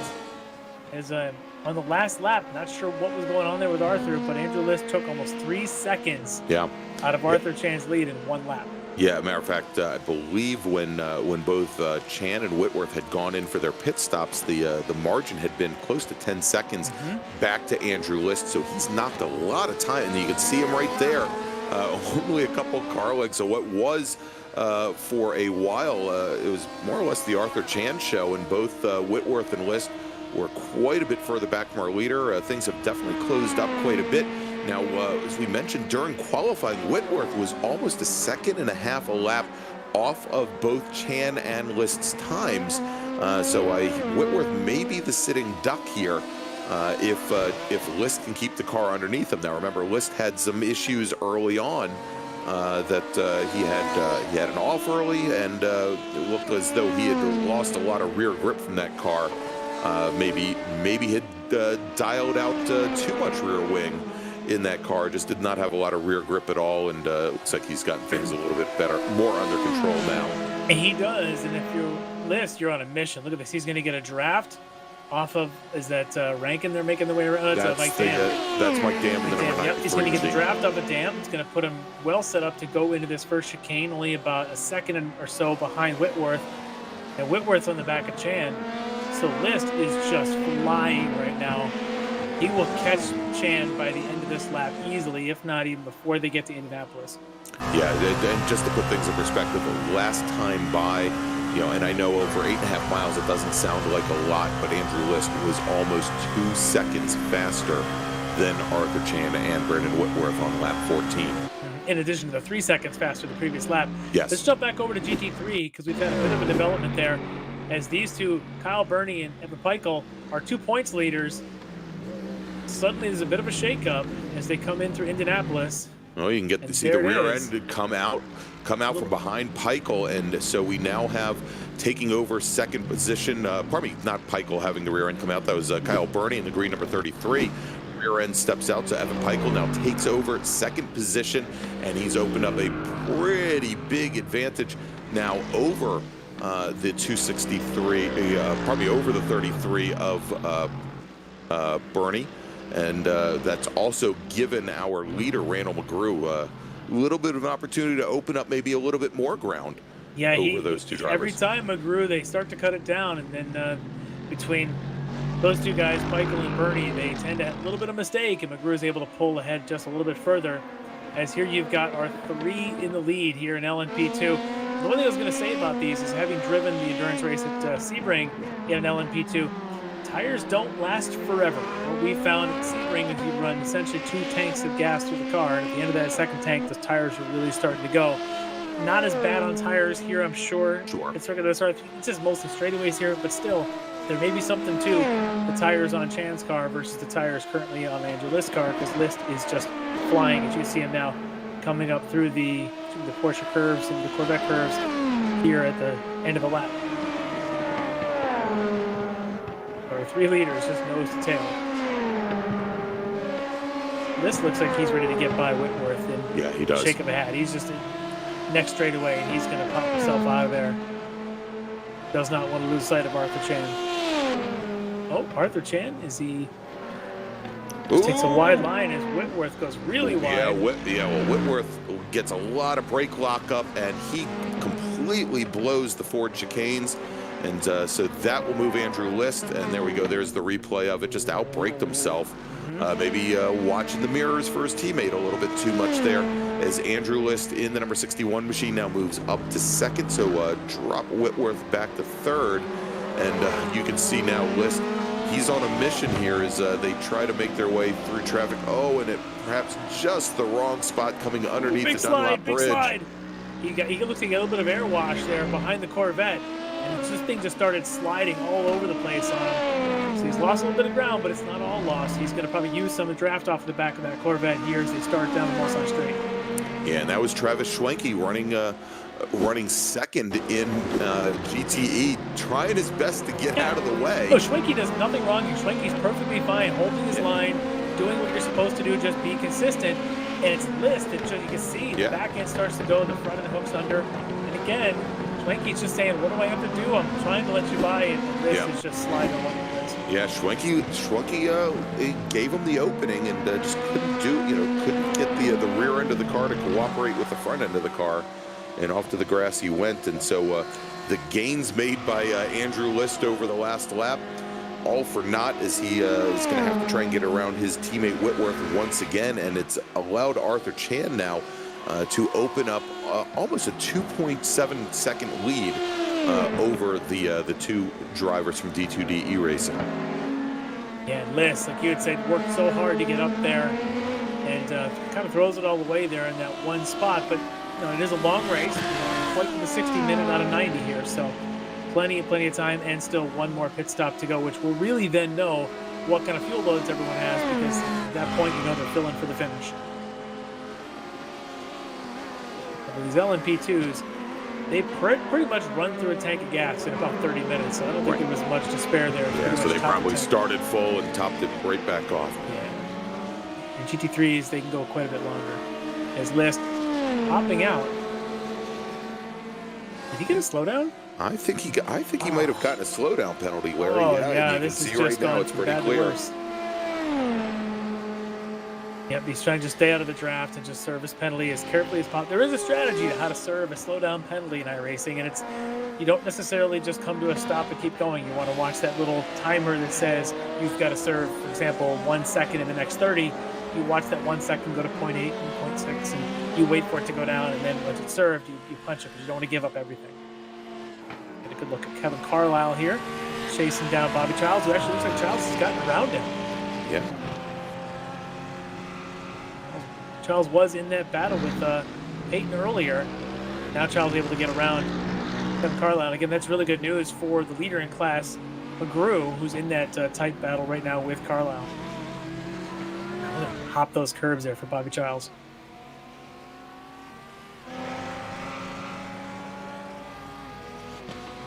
Crowd on their feet. They've been standing there. Yeah, I was going to say they don't sit down, and one of the stands there, they're very well socially distanced, Larry. The others not so much. They're pretty crammed in there. As Elvis Rankin now a leader in GTE, getting past by the leaders in LMP2. That took all of 57 minutes. Only lap he'll have to give up, we suspect. But he's still got a 12-second margin on Schwanke and another 20 on top of that to Mike Dam. So Elvis comfortably in the lead here in GTE. He can give up a little bit and let these LMP2s go on by without much of a fuss. Yep. And there they go. And as you mentioned, with that almost 12-second advantage over Schwanke. Now remember, when Schwanke came off the pit lane, he was about 3.5 seconds back. Yeah. So he's lost quite a bit in the interim here. Elvis has just been putting in fast lap after fast lap. The whole field of GTEs is running 349s and up. Elvis is running 346s. Just gives an idea there. Yeah. Speaking of 346s, how is that for consistent for you? You see his pit lap on 11, 46.4, 46.1, 46.9, 46.6. It doesn't get any more machine-like than what Elvis Rankin's done here in GTE. No, over 8.5 miles. Or 8.4 miles to be within a tenth or a couple hundredths each and every lap. It's pretty amazing. As Whitworth has caught the back of Arthur Chan, now only half a second off of him, definitely in the draft. His list is doing everything he can to say, "Wait for me, guys! Don't pull away from me now." So a little bit further back from there, Larry. Let's take a look at the replay. I saw a bunch of tire smoke as we were watching the back of the LMP2 field. Currently in second in GTEs. A lot of lockup coming in there in that Corvette. Yeah, Doesn't hit anything, but nope. There was your tire lost. smoke. Yep, lots of time lost there. Luckily for him, he had about 18 seconds or so. Mike Dam's, it's cut down a little bit now, but still comfortably ahead of Mike Dam, though they're all looking up at this ranking. I think the advantage right now, Schwanke over Dam about 3 seconds. Lost a lot of time there, but still has a bit of a buffer. All right, so we now have side by side going down. Here is the 42 machine of Brandon Whitworth for the time being takes the lead from Arthur Chan. This is interesting. A little bit of a surprise. Yeah, it's great for Whitworth to have a shot here to lead a couple of corners. But what it's really going to potentially do is to slow down Arthur Chan. And now you get the team D2D racing working now, sandwiching Arthur Chan, potentially slowing him down enough to let Andrew List get back into this. And you see List already sub 2 seconds now behind Arthur Chan. He was about 2.5 or so coming down the Mulsanne straights, already lost a little bit. All Whitworth has to do is hold him behind here through the Porsche curves. And Andrew List could be right back there. We'll have a three-way battle as we come across start and finish. Well, you know, and Whitworth might not have to try all that hard with some of our GTE traffic directly ahead of him. Ooh, and they're awfully close as Arthur Chan got right up on the heels there. Oh, it's so close to contact. Yes, that's Childs, I think, or not Childs. That should be Carlisle, I believe. Carlisle. Lamborghini trying to get out of the way there as Childs now in front of him in the Ferrari, just kind of holding his ground. Not where List wants him to be, but hey, he's doing all he can. All right, and it looks like the trailing car there, the Lamborghini takes to the pits. That was David Payton. All right, Pardon me, no, it was Kevin Carlisle. Kevin Carlisle, yeah, they are starting their second pit stop, so this will be it. Carlisle with 30 minutes, 29 minutes to go. Carlisle making his last stop. And there's your top three in LMP2 in the overall. Whitworth gets the point for leading a race, leading a lap. And now in second, but just 1.2 seconds back from Chan is Andrew List. Should just about be able to sniff that draft as they get up here onto the Mulsanne straight. Yeah, and List was the odd man out, I think, in that last little exchange as they got caught up behind the GT3 traffic coming through the Ford curves, or probably the Ford chicanes and Dunlop curve, and perhaps lost a little bit of ground to our 2 leaders, Whitworth and Chan. But again, I think probably right at the tail end of the draft, and we can see is he's just there. He hasn't lost that much ground, but especially if they come up on any more traffic, he should be able to get right back in the game. At 1.4 seconds or so, or 1.9 seconds, you can just about feel just the faintest of draft. It's not helping that these guys out front, Whitworth in particular, is now catching draft off the GT3 cars. Every little bit helped. He's trying to hold off Arthur Chan. Maybe that GT3 car will give a good little draft to Andrew List as they come off the chicane. The third segment of the All-Star Straight. Although I think List got to him probably at the worst possible time. He got to him right at the exit of the chicane, probably right as the number 15 machine was probably at its slowest, and probably the least opportunity for a draft. Yeah, sometimes you can't really catch a break. No. The other guys make it by clean, and you're stuck in the wake of a slower class car. But here may be their opportunity as they're coming up on the back of our GT3 leaders. Now Bernie, and then you can see the blue car there, Devin Peichel, and then of course the Eddie Van Halen black and red of LaGrew. I'm assuming that's a Eddie Van Halen guitar. I always assumed it was. As this is possibly going to separate the front 2. Yeah, that's gonna separate Arthur Chan just a little bit. He's gonna have to lay down the power coming out of Arnage. Just so close. Again, still 25 minutes to go. There's a lot of time left and a pit stop. Would not at all be surprised if all 3 of these LMP2s come in on this lap. Would not be surprised one bit. I think it was Whitworth was the first of the 3 to pit, wasn't he?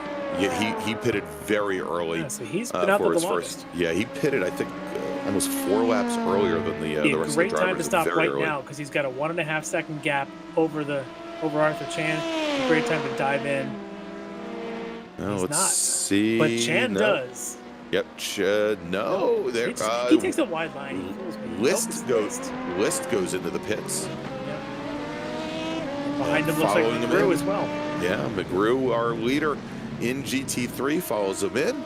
Shouldn't surprise me. McGrew, if we recall, was the one that got out in front of the other 2 in GT3, wondering if he had short-fueled the car for that stop.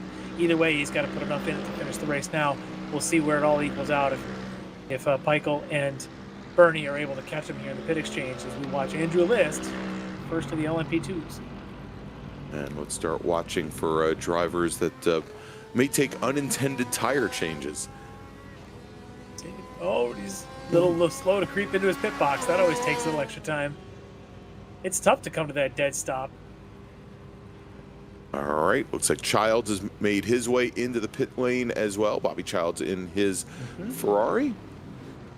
Right through that Lamborghini. Yeah. Pay no attention to the Lamborghini.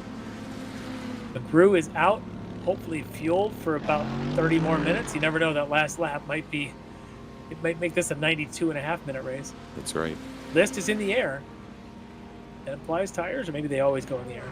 I don't remember them going in the air during the first pit stop sequence, Larry. I think he may be taking tires. He's at 45 seconds and counting. The first stops were in the mid-30s, so yes. List may have taken tires. Smart move, if you want my opinion on that, because I've driven these cars. When tires go, they go hard, and the cars like driving in the rain. Well, List out there with I think that's Schwenke that's right behind him, and that's the one car that he was struggling to get around a couple laps ago that cost him some critical track position. This time he's able to come out of the pits just in front of him. Now he's got to go catch Kevin Carlisle, of course, back in the battle with Bobby Childs. Childs and Carlisle have taken their last stop. And there's List. Needs to get by him, use a little bit of the extra draft if he can. Gonna be interesting as Chan and Whitworth probably gonna pit next time by. Where will they come out against List? And there they are. Here they are. Whitworth pulling away. It surprised me a little bit. Maybe Whitworth is really kind of coming into his own here as the race develops. Did not appear to have the kind of pace as this race went through qualifying in the first stage. No, he certainly didn't. And, as we came out and completed that last lap, completed lap 18, Chan did have some issues with traffic there, got balked a couple of times that he might have lost a little ground, but I would have suspected that he would have made up most of it by now. But no, Whitworth holding his own. And that last time by actually extended his lead over Arthur Chan by about 0.6 of a second. But the critical piece now will be, where are they relative to List once the pits all shake out? Did List just take on enough fuel to get himself back up with these three? Or is Whitworth able to hold on to it? As they come through the Porsche curves, we're going to know pretty darn soon whether or not they're going to pit for fuel this time by, or if they're going to try and extend it at least another lap. 3 more minutes is a lot of time, and they're going to try and take it. At least Whitworth is. At least Whitworth and Chan, it looks like he does as well. He's still out there. All right, so another lap, 8.5 more miles on whatever fuel they're sniffing.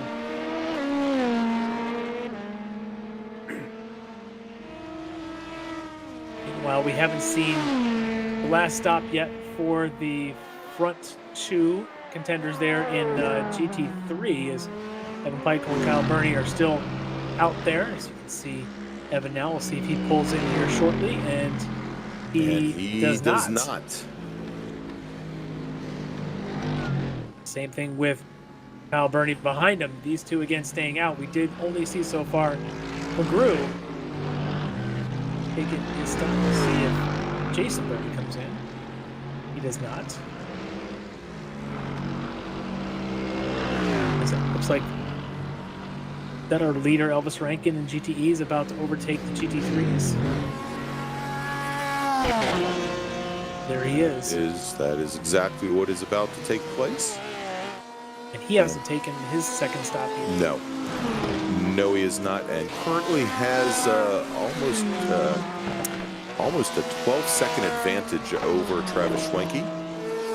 Do you remember early in this race, just the first 5-6 laps or so, they were nose to tail. It was Mike Dam and Elvis Rankin and Travis Schwenke were nose to tail. Mike Dam now is in this battle here with Robert Hartley, the third, 50 seconds back from Elvis Rankin. Mike Dam, a little bit of struggle here and there. He seems to have lost some ground, brought himself right back into the hands of Robert Hartley, Corvette now with about 20 minutes to go and one more stop to make. Trying to make a move around his teammate Mike Dam.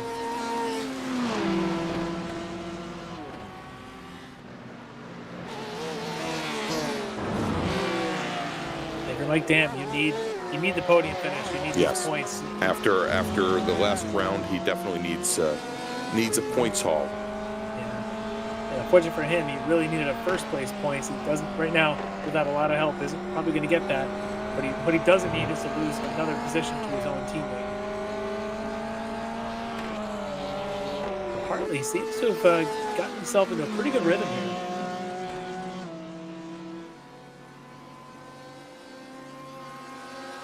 That was a bit of draft behind the Porsche. And pokes to the outside as they come down towards the chicane. They're going to work together a little bit.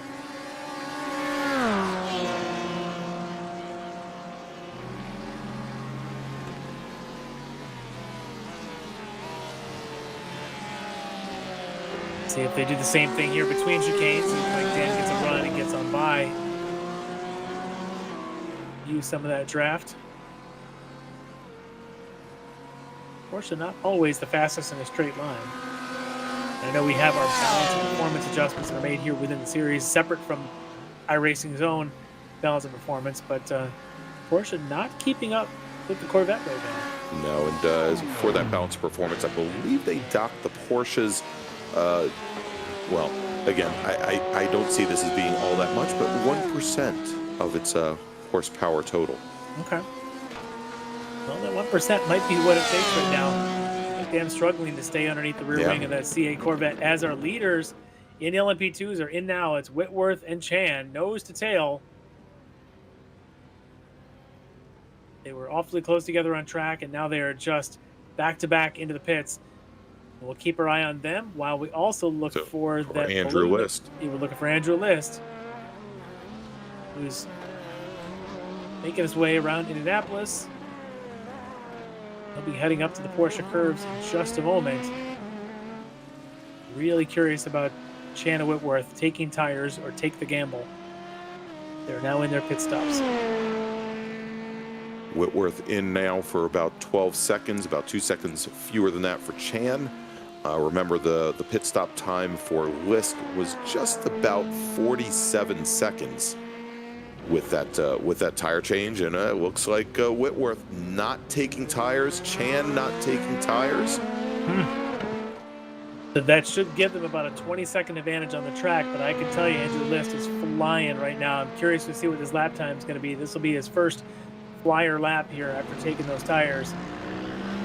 And so both these drivers are coming back out on track with cold tires, with old tires, and we'll see what List could do. Yeah, List ought to be able to run lower fuel load here as the race goes on. It would not surprise me if he just ran a 30.05, fastest lap of the race for Andrew List. Not at all surprising. And we'll keep our eyes on what Whitworth and Chan do as they have now made their way out there on their old tires. List, though, at 30 seconds back, he's going to have to be hauling the mail to try and make up ground on Whitworth and Chan. 30 seconds is a long way. But I can also tell you that these things are very treacherous on warm tires. So, on worn, I should say, tires. It's going to be tough for those guys at lap 22, lap 23 around here. Well, we've got just about 15 minutes remaining in this 90-minute endurance race here from the Circuit de la Sarthe, and we'll see if Andrew List has it in him.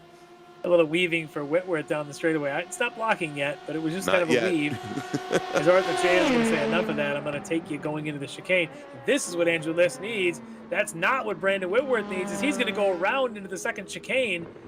And that is the second time that we've seen Whitworth go and outbrake himself, going and breaking into a chicane with a competitor attacking from the rear. And so retaking the overall lead now is Arthur Chan in the number 50 machine.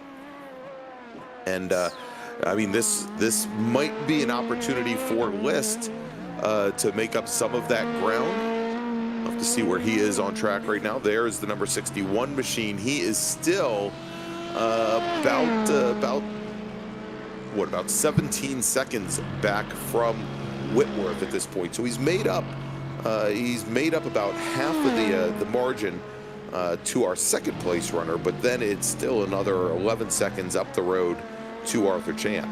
Yeah, List is going to need some help here. He's getting a little bit more than one of those spins. He's going to certainly need Arthur Chan to take down one of those spins, because that's the position that Andrew List wants. He wants to win. Second would be nice, but he really would like to get a win. He doesn't have one yet this season, I believe. No. Arthur Chan has 3 of 5. Yeah, he's got podiums in each race. Yeah, just 1 fourth place at Spa. Otherwise, seconds and thirds up and down for Andrew List. He really would like to come home with a victory, but picking up at least 2 seconds on this lap. Remember, he started this lap about 30 seconds back of Arthur Chan. He's already down to about 28. We're slow behind Michael here. But he's going to need to do a lot more than that. He's going to have to pick up more than about 5 seconds a lap, I think, to be able to catch up with Arthur Chan.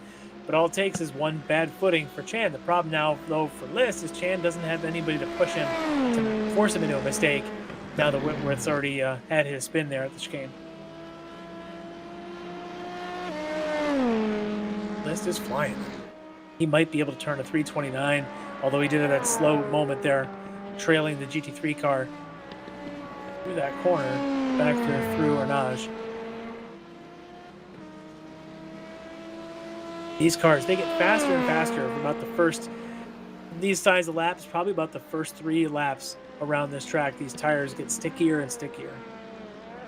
And meanwhile, Chan on the old tires is going to have just the opposite experience. Of course, again, a little bit hard to judge lap times as both Chan and Whitworth. 3:28.9. Yeah, so Andrew gets List. even faster. Full Drops second another full back. second off of what he had just run. And, you know, again, a little bit hard to tell what Chan and Whitworth are doing as they had just completed their outlaps. So we'll see what they turn this time by, but List definitely making up ground on our leaders right now. Yeah, and just to recap a couple other things we see in the GTEs is you've got Travis Schwenke, who had assumed the lead momentarily while Elvis Rankin had taken his pits. Schwenke now in to get his final pit stop done. Rankin had come out in second. Rankin Yeah, will take the lead back here in a moment. There you go. And we also have Jason Burney pitting from fourth. Actually, pardon me, pitting from third is showing that he had gotten around Randall McGrew. So he is now in the pits, but I believe part of that is McGrew had taken a second pit stop already. So McGrew should jump ahead of Jason Burney, and already he has.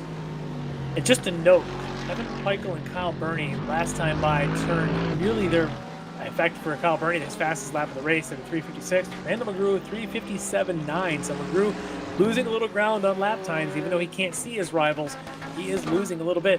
So when Michael and Burney come in for their stop, which should be any time now, we'll see.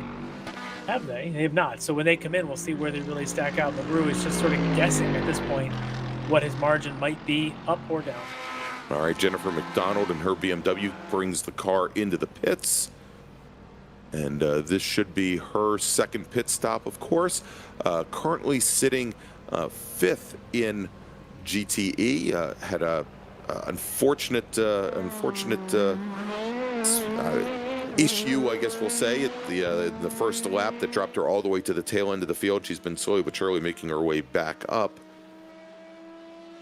Yeah, she's done quite well to get back up there, and I don't know how far she's going to be behind that battle of Mike Dam and Robert Hartley, but certainly able to get herself clear of the backfield. But tough for her because she really did need a good finish here without Tony Kernan in the field tonight. Would have been good points opportunity to pick up tonight. His List still fighting, not making up any ground here in this lap though at Arthur Chan. Car looked a little slippery going through the opening Dunlop curve and Dunlop chicane on this lap, but not setting fast lap like he was. No, and we'll see here as Chan is getting pretty darn close to the start-finish line. We should have a new lap time for him here momentarily to compare against Andrew List. And as we expected, Elvis Rankin does resume back in the lead there in GTEs ahead of Travis Schwenke, Mike Dam third, Robert Hartley in fourth. Well, and there you go. As Chan crosses the stripe, puts in a 3:32. So still about three seconds off the pace that List is running currently. List will get a time on him. Not going to be in the 3:29s like his last lap. No. A little sloppy there at the end. 3:31. You can see it there on the timing board. But looking back then at our GT3s, as we're still waiting on Evan Peichel and Kyle Burney to come in for their last stop. These guys are 2.6 seconds apart. Is this the pits we were waiting for? It does look like it is. Yeah, there goes and Peichel, and here comes Burney. Here they both come. So for Burney, not sure if he's completely dry on fuel or if he's got a little bit left in the tank. Now it's going to come down to whose crew chief tells him the right amounts, because Burney needs a little help. He wants to catch Peichel. Again, these guys coming into this event, 138 points apiece, already maxed out on bonus points. So it just comes down to mano a mano, who can get more points in these 3 rounds today, plus the next round in 3 weeks, and then our final round 3 weeks after that. So getting points here is critical. Getting a win would be a bonus for either one of these guys. Yeah, in our next 2 rounds, Twinwood and Motegi heading off to Japan for round number 7. That will be June 7th. And then we wrap up the season here with round number 8 at Monza on June 21st. As we have our leader, driver of the number 263 Mercedes, Evan Peichel, taking back to the track, and Kyle Burney following very close along. Let's take a look at those Wow, pit what a times. stop. Yeah, as I'm looking at those right now. Very short. Less than 10 seconds he was in and out of there. McGrew, as comparison, 20 seconds for his pit stop a bit ago. Remember, McGrew was the one that short-stopped at their first pit exchange. Might have short-fueled the car, had to make up for it there, and that might have been cost him an extra 10 seconds in the pit exchange. But Evan Peichel, fantastic work in and out of there. Now the game is on. Does he have enough fuel to make him a finish? Or does Kyle Burney, who's now 4 seconds back, possibly have an advantage? 20 minutes, or about 10 minutes to go. We're at the 1:22 mark of this race. And Whitworth is on the back of Arthur Chan. Yeah, let's jump back. I would say let's jump back to the battle for the lead here. What are those timing issues where it looked like he was, but he's still 10 seconds back as Whitworth working his way past some of the field here. That looks like the 57 of Edgar Sancinelli. Lamborghini. Edgar currently running 7th in GT3. Whitworth been hovering at that 10 seconds. Another one of those what could have been had he not put the car and spun it going into that second chicane. And you get to that point where the tires are worn, you got to start changing those braking points. And Brandon found out the hard way. Yeah, you can't quite brake at the same place, especially side by side as he was with Arthur Chan. Arthur, on the other side of it, has now just put his head down and put in laps, knowing he's got 26-second advantage on Andrew List. Arthur just has to bring it home. He's got this lap plus probably 2 more laps. Yeah, so if we look in GTE, only driver not in the top 4 to not pit at this point is Mike Dam in the number 93 machine. Now Robert Hartley has already pitted. Dam only has about a 13-second advantage over Hartley, so we know he's going to have to. And at this point now, with only about 7.5 or 6.5 minutes remaining in the race, it's probably going to be a very short fill, but he's going to have to make a very short pit stop in order to keep that advantage over Hartley and maintain that 3rd place. Yeah, bit of a rough night here for Mike Dam, and you're right, he's going to have to just get it out of there, splash and go. Not going to be an easy task, because Robert Hartley may have the advantage there to take home that 3rd podium spot, but you never know. We've seen stranger things. This is that point in the race where that mental concentration that we've talked about for the first couple of minutes in the intro here, that really comes into play. Focus in, hit the marks, don't miss the breaking point. We saw Brandon Whitworth already make that mistake. If you are Robert Hartley, you're Travis Schwenke, or Mike Dam at this point, you can't afford another mistake.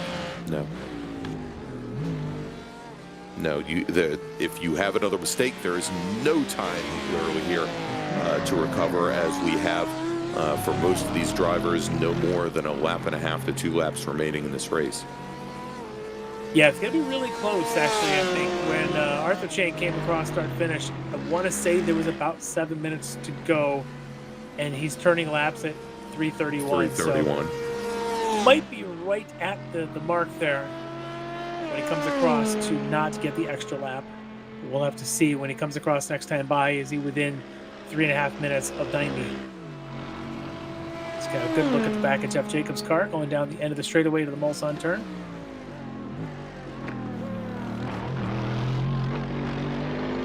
Jeff currently running 6th in GT3. Got him all by himself here for a while. Hasn't had anybody trying to pass him, at least not within classes. Leader Arthur Chan's going to go on by easily. And for the first time in many a moon, I've seen that car not look very wide, as Arthur Chan makes pretty easy work of the. A few extra horsepower will do that for you. If Yes, you're Arthur Chan, absolutely. makes pretty easy work of a GT3. Well, it looks like Mr. Jacobs knew his role there and let him on by. Yeah, yielding to blue flags is a smart thing at this stage of the race. Yes. Oh, and going around Andrew List.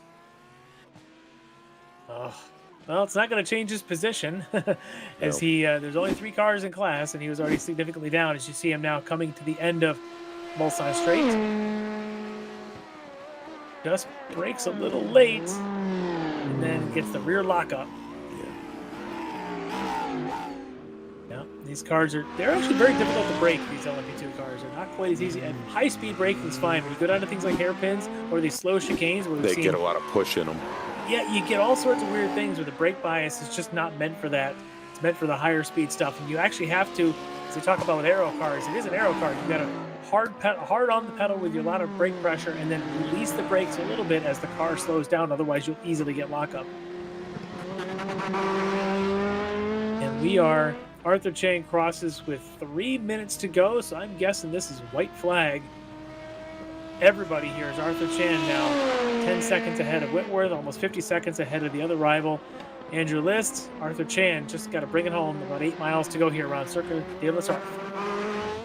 Which means Elvis Rankin, leading the way in GTE, has got 16 seconds clear of Travis Schwenke, who's run a pretty good solid race tonight for Schwenke, and he's been able to dispatch ahead of Mike Dam and Robert Hartley. Dam still has not stopped. I was just going to say, Dam had not stopped yet, so I would suspect he doesn't have much of a choice, I think, at this point. He's going to have to stop this next time by.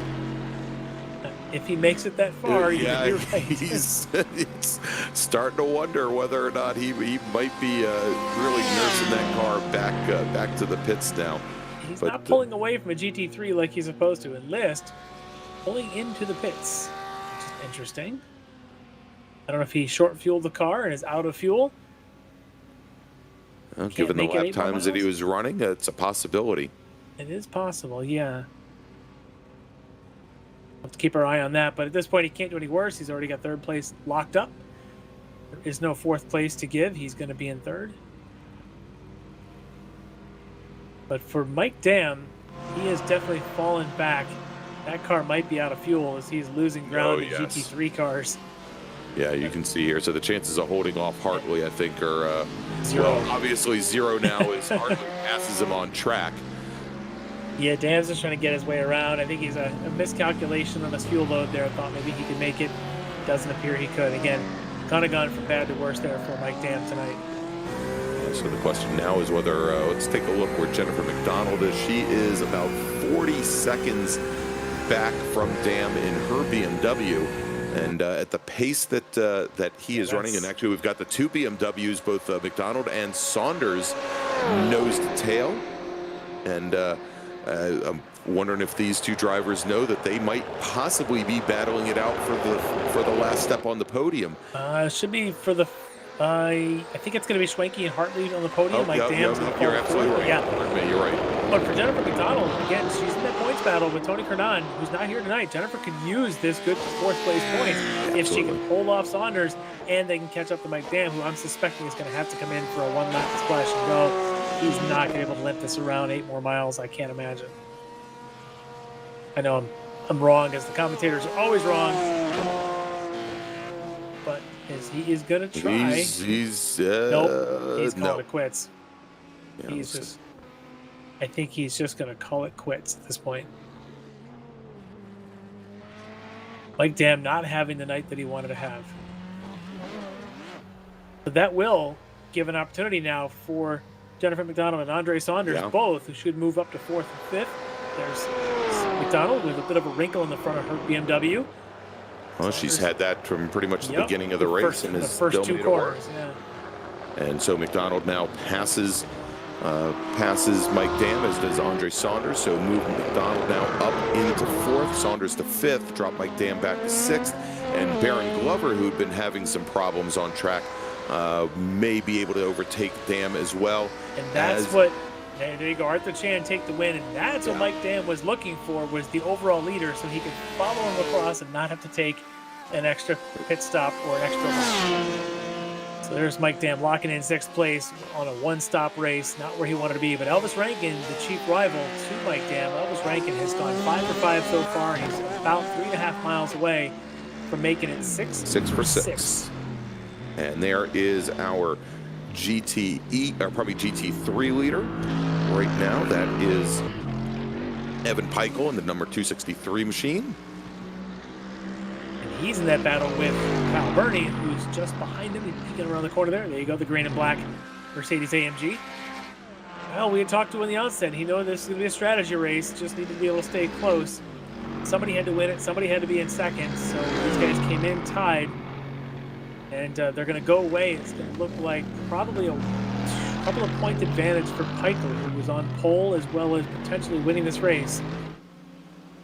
But 2 rounds to go. Lots of racing still to go on here between Kyle Burney and Pikel. Should be a good finish here in the next 2 rounds, as you mentioned, at Motegi, and then back at Monza, the European continent, to wind it out here as we get the summer started.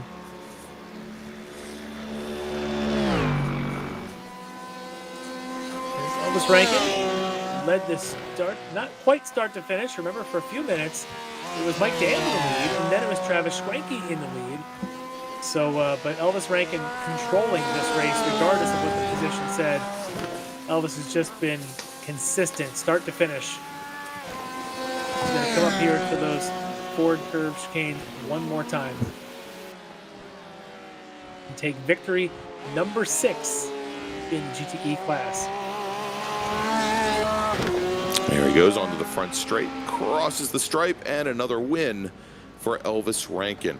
And while we wait for our GT3 winners to make their way down and complete their last lap, let's remind you all, if you like what you've seen here tonight, please make sure to go and press that thumbs up. And if you haven't done so already, please subscribe to the Apex Racing TV channel. Lots of great programming here, not just the Ricmotech World Challenge, but a number of other races from around the world as well. And you can also catch all of our broadcasts on Twitch TV at twitch.tv, Apex Racing TV, and of course, check us out on social media, Facebook, Instagram, and Twitter, all at Apex Racing TV, as Evan Pikel crosses the stripe, takes the win in GT3, and finishing second, Kyle Burney, and Randall McGrew should come home in third.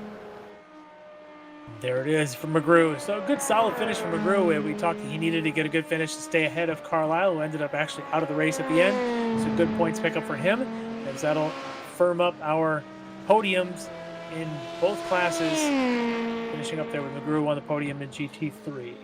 All right, and with our podium finishers now being named, Larry, let's take another quick break, thank our sponsors, and we'll come back and interview those podium finishers. You are watching the Ricmotech World Challenge, sponsored by Performa Texas Elite Graphics, here on Apex Racing TV. We'll be back with you in just a few moments.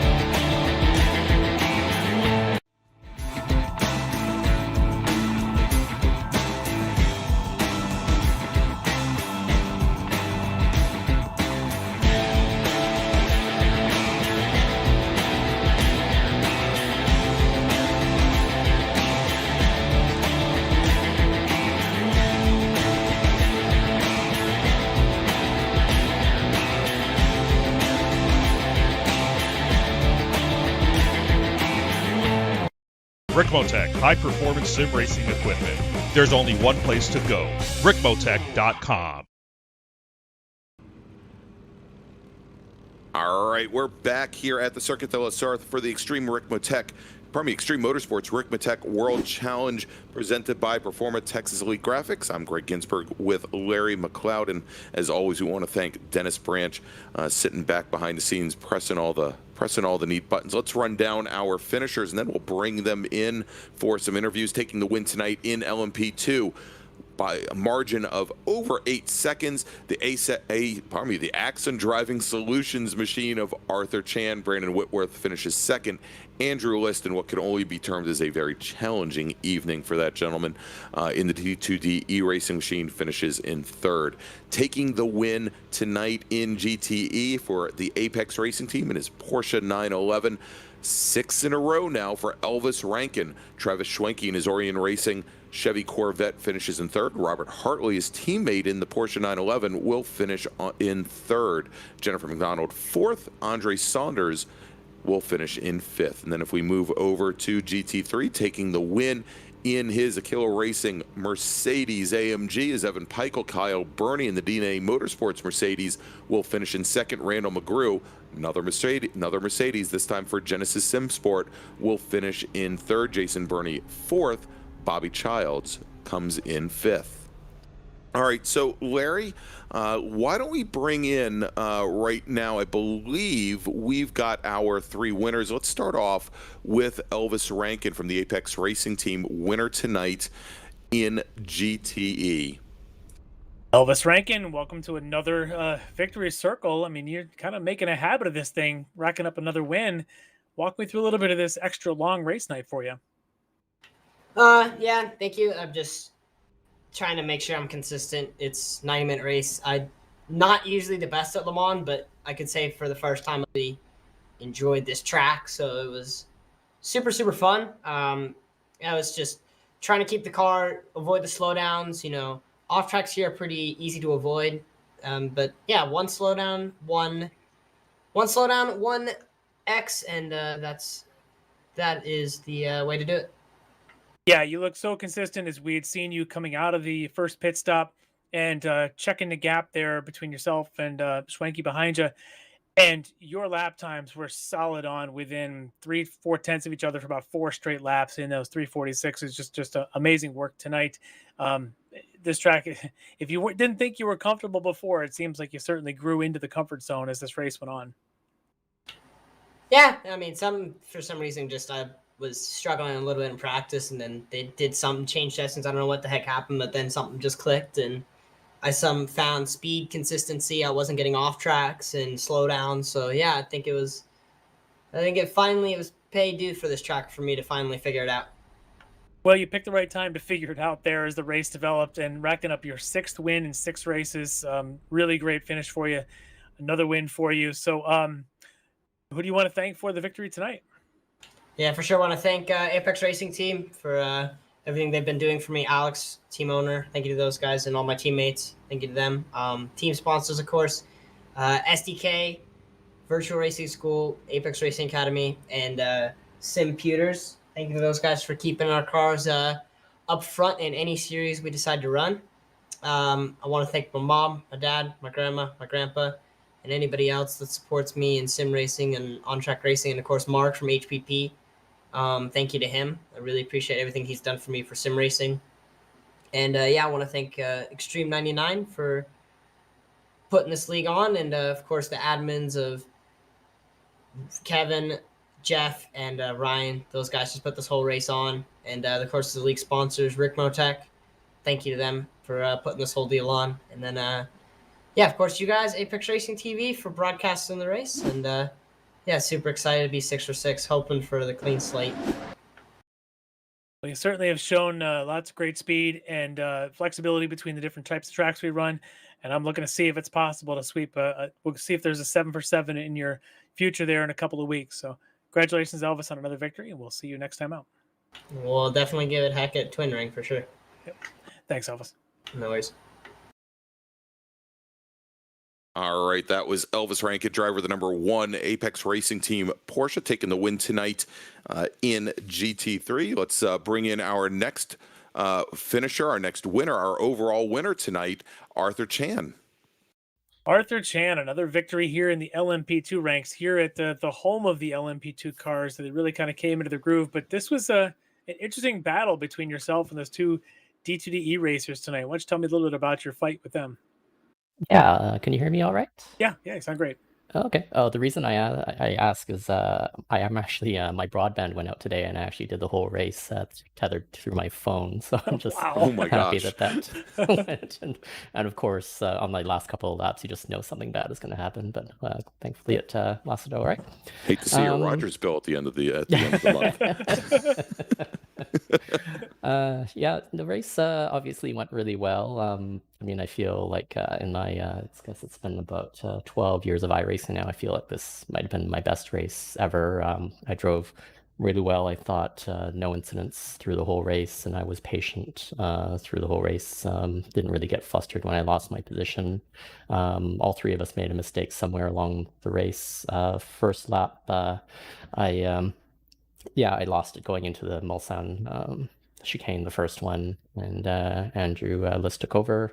I saw him hit the wall through the Porsche curves, and I really thought that was going to give me more of an advantage. So good on him for battling through that. I know that must have been a tough thing mentally to work through, to have such hard contact on your first lap. After that, I'm going to have to watch the replay again. The whole race is a bit of a blur. It seemed like we had pace on Whitworth, but I now pretty well know that he must have been doing a fuel save to make the 10 laps on that first stint. Yeah, he when he came back out of there and then was basically running with you at a pretty good pace there for that middle stint. But as the race unfolded with the last segment, clearly you had the pace and the advantage, and I'm shocked to run an entire 90-minute race around this track without any incidents, because this place just seems to pick up 1Xs everywhere. Yeah, no, through the years we've driven this track so much, so you really know where to put the car, and as long as you can do it consistently, it all works out. Well, congratulations on the victory. Another victory here so far through 5 races. I want to say through 6 races. I think this is your 4th win. So starting to really rack them up and stretch that points lead a little bit over Andrew List there, your closest rival. So congrats on that. Anybody you want to thank tonight for the win? Yeah, I'd like to thank everyone that makes this all possible and gives us these terrific experiences. All the great gents at Extreme Motorsports, are sponsors for the league, Ricmotech and Performer Elite Texas Graphics. And of course, you guys at Apex Racing TV that really put it all together.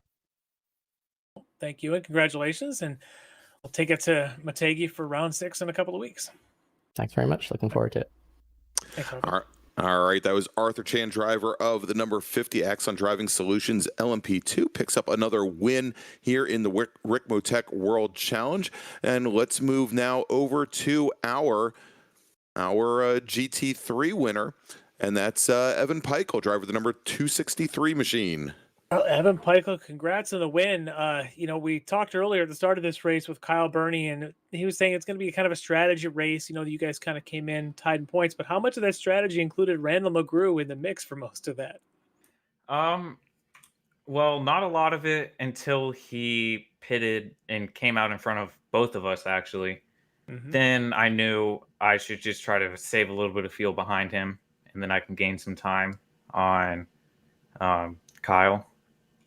And it worked.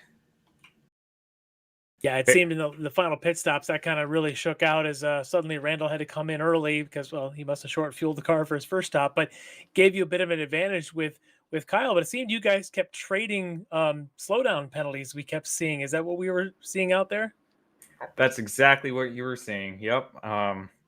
Before, I'd say this last week, I would not drive Le Mans for the life of me. I wouldn't do the 24, and I put like probably 8 hours, I think, of practice in.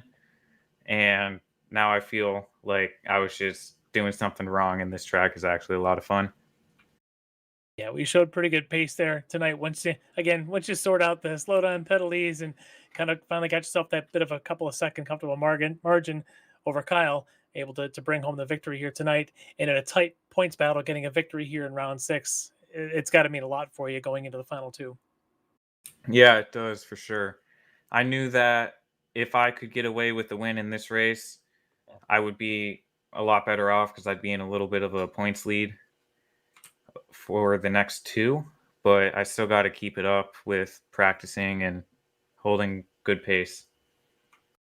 Yeah, and that practice pays off. Certainly gets you comfortable with a place like Circuit de la Sarthe here at Le Mans. And next up is going to be the Motegi Ring. So not an easy track there as well. So looking forward to seeing this battle really unfold with a couple of rounds to go for you, Evan. So congrats on the win. Anybody you want to thank tonight? Yes, I want to thank first off, I want to thank Bobby Childs and Kevin Ford for helping me with changing my paint and stuff. That was very helpful from them. And I want to thank both of my parents and my siblings for everything that they do for me and help me with. And last, I want to dedicate this race win to my dog Dude, who we just lost on Thursday to cancer. And it's the Do It for Dude on the hood. I'd noticed that before, so yeah, it's always tough. But congratulations. I'm sure little Dog appreciates the dedication for that win, and a strong win for you tonight. Looking forward to seeing this battle unfold the next couple of rounds for you, Evan. So congrats tonight. Thanks. Thank you. All right, and that was Evan Peichel, driver of the number 263 Peichel Racing Mercedes, tonight's winner in GT3. So, Larry, another successful evening here for the Ricmotech World Challenge from Circuit de la Sarthe. And let's take a look at what events we have coming up here in the future for our 3 different Ricmotech series. Coming up next week, May 17th, as always at 8 p.m. That's next Monday. Round 7, that is the finale of the Classic Sprint Series. Those are our MX-5 drivers. They're going to be at Barber Motorsports Park. The following week, May 24th, the Sports Cars Series. That's going to be our TCR cars and GT4 cars. They will be at Watkins Glen International. And then finally, in 3 weeks, June 7th will be Round 7 of the Ricmotech World Challenge. As we mentioned here just a little while ago, we're going to be at Twin Ring Motegi. Again, that will be June 7th, 8 p.m. And so, Larry, of course, we want to let all of our listeners know that if you like what you see here, please go click that thumbs up and subscribe to Apex Racing TV. And for official results and series information about all of the Extreme Motorsports 99 Ricmotech series presented by Performa Texas Elite Graphics, you can go to extrememotorsports99.com. And with that, we'll see you next week. Ricmotech, high-performance sim racing equipment. There's only one place to go, Ricmotech.com.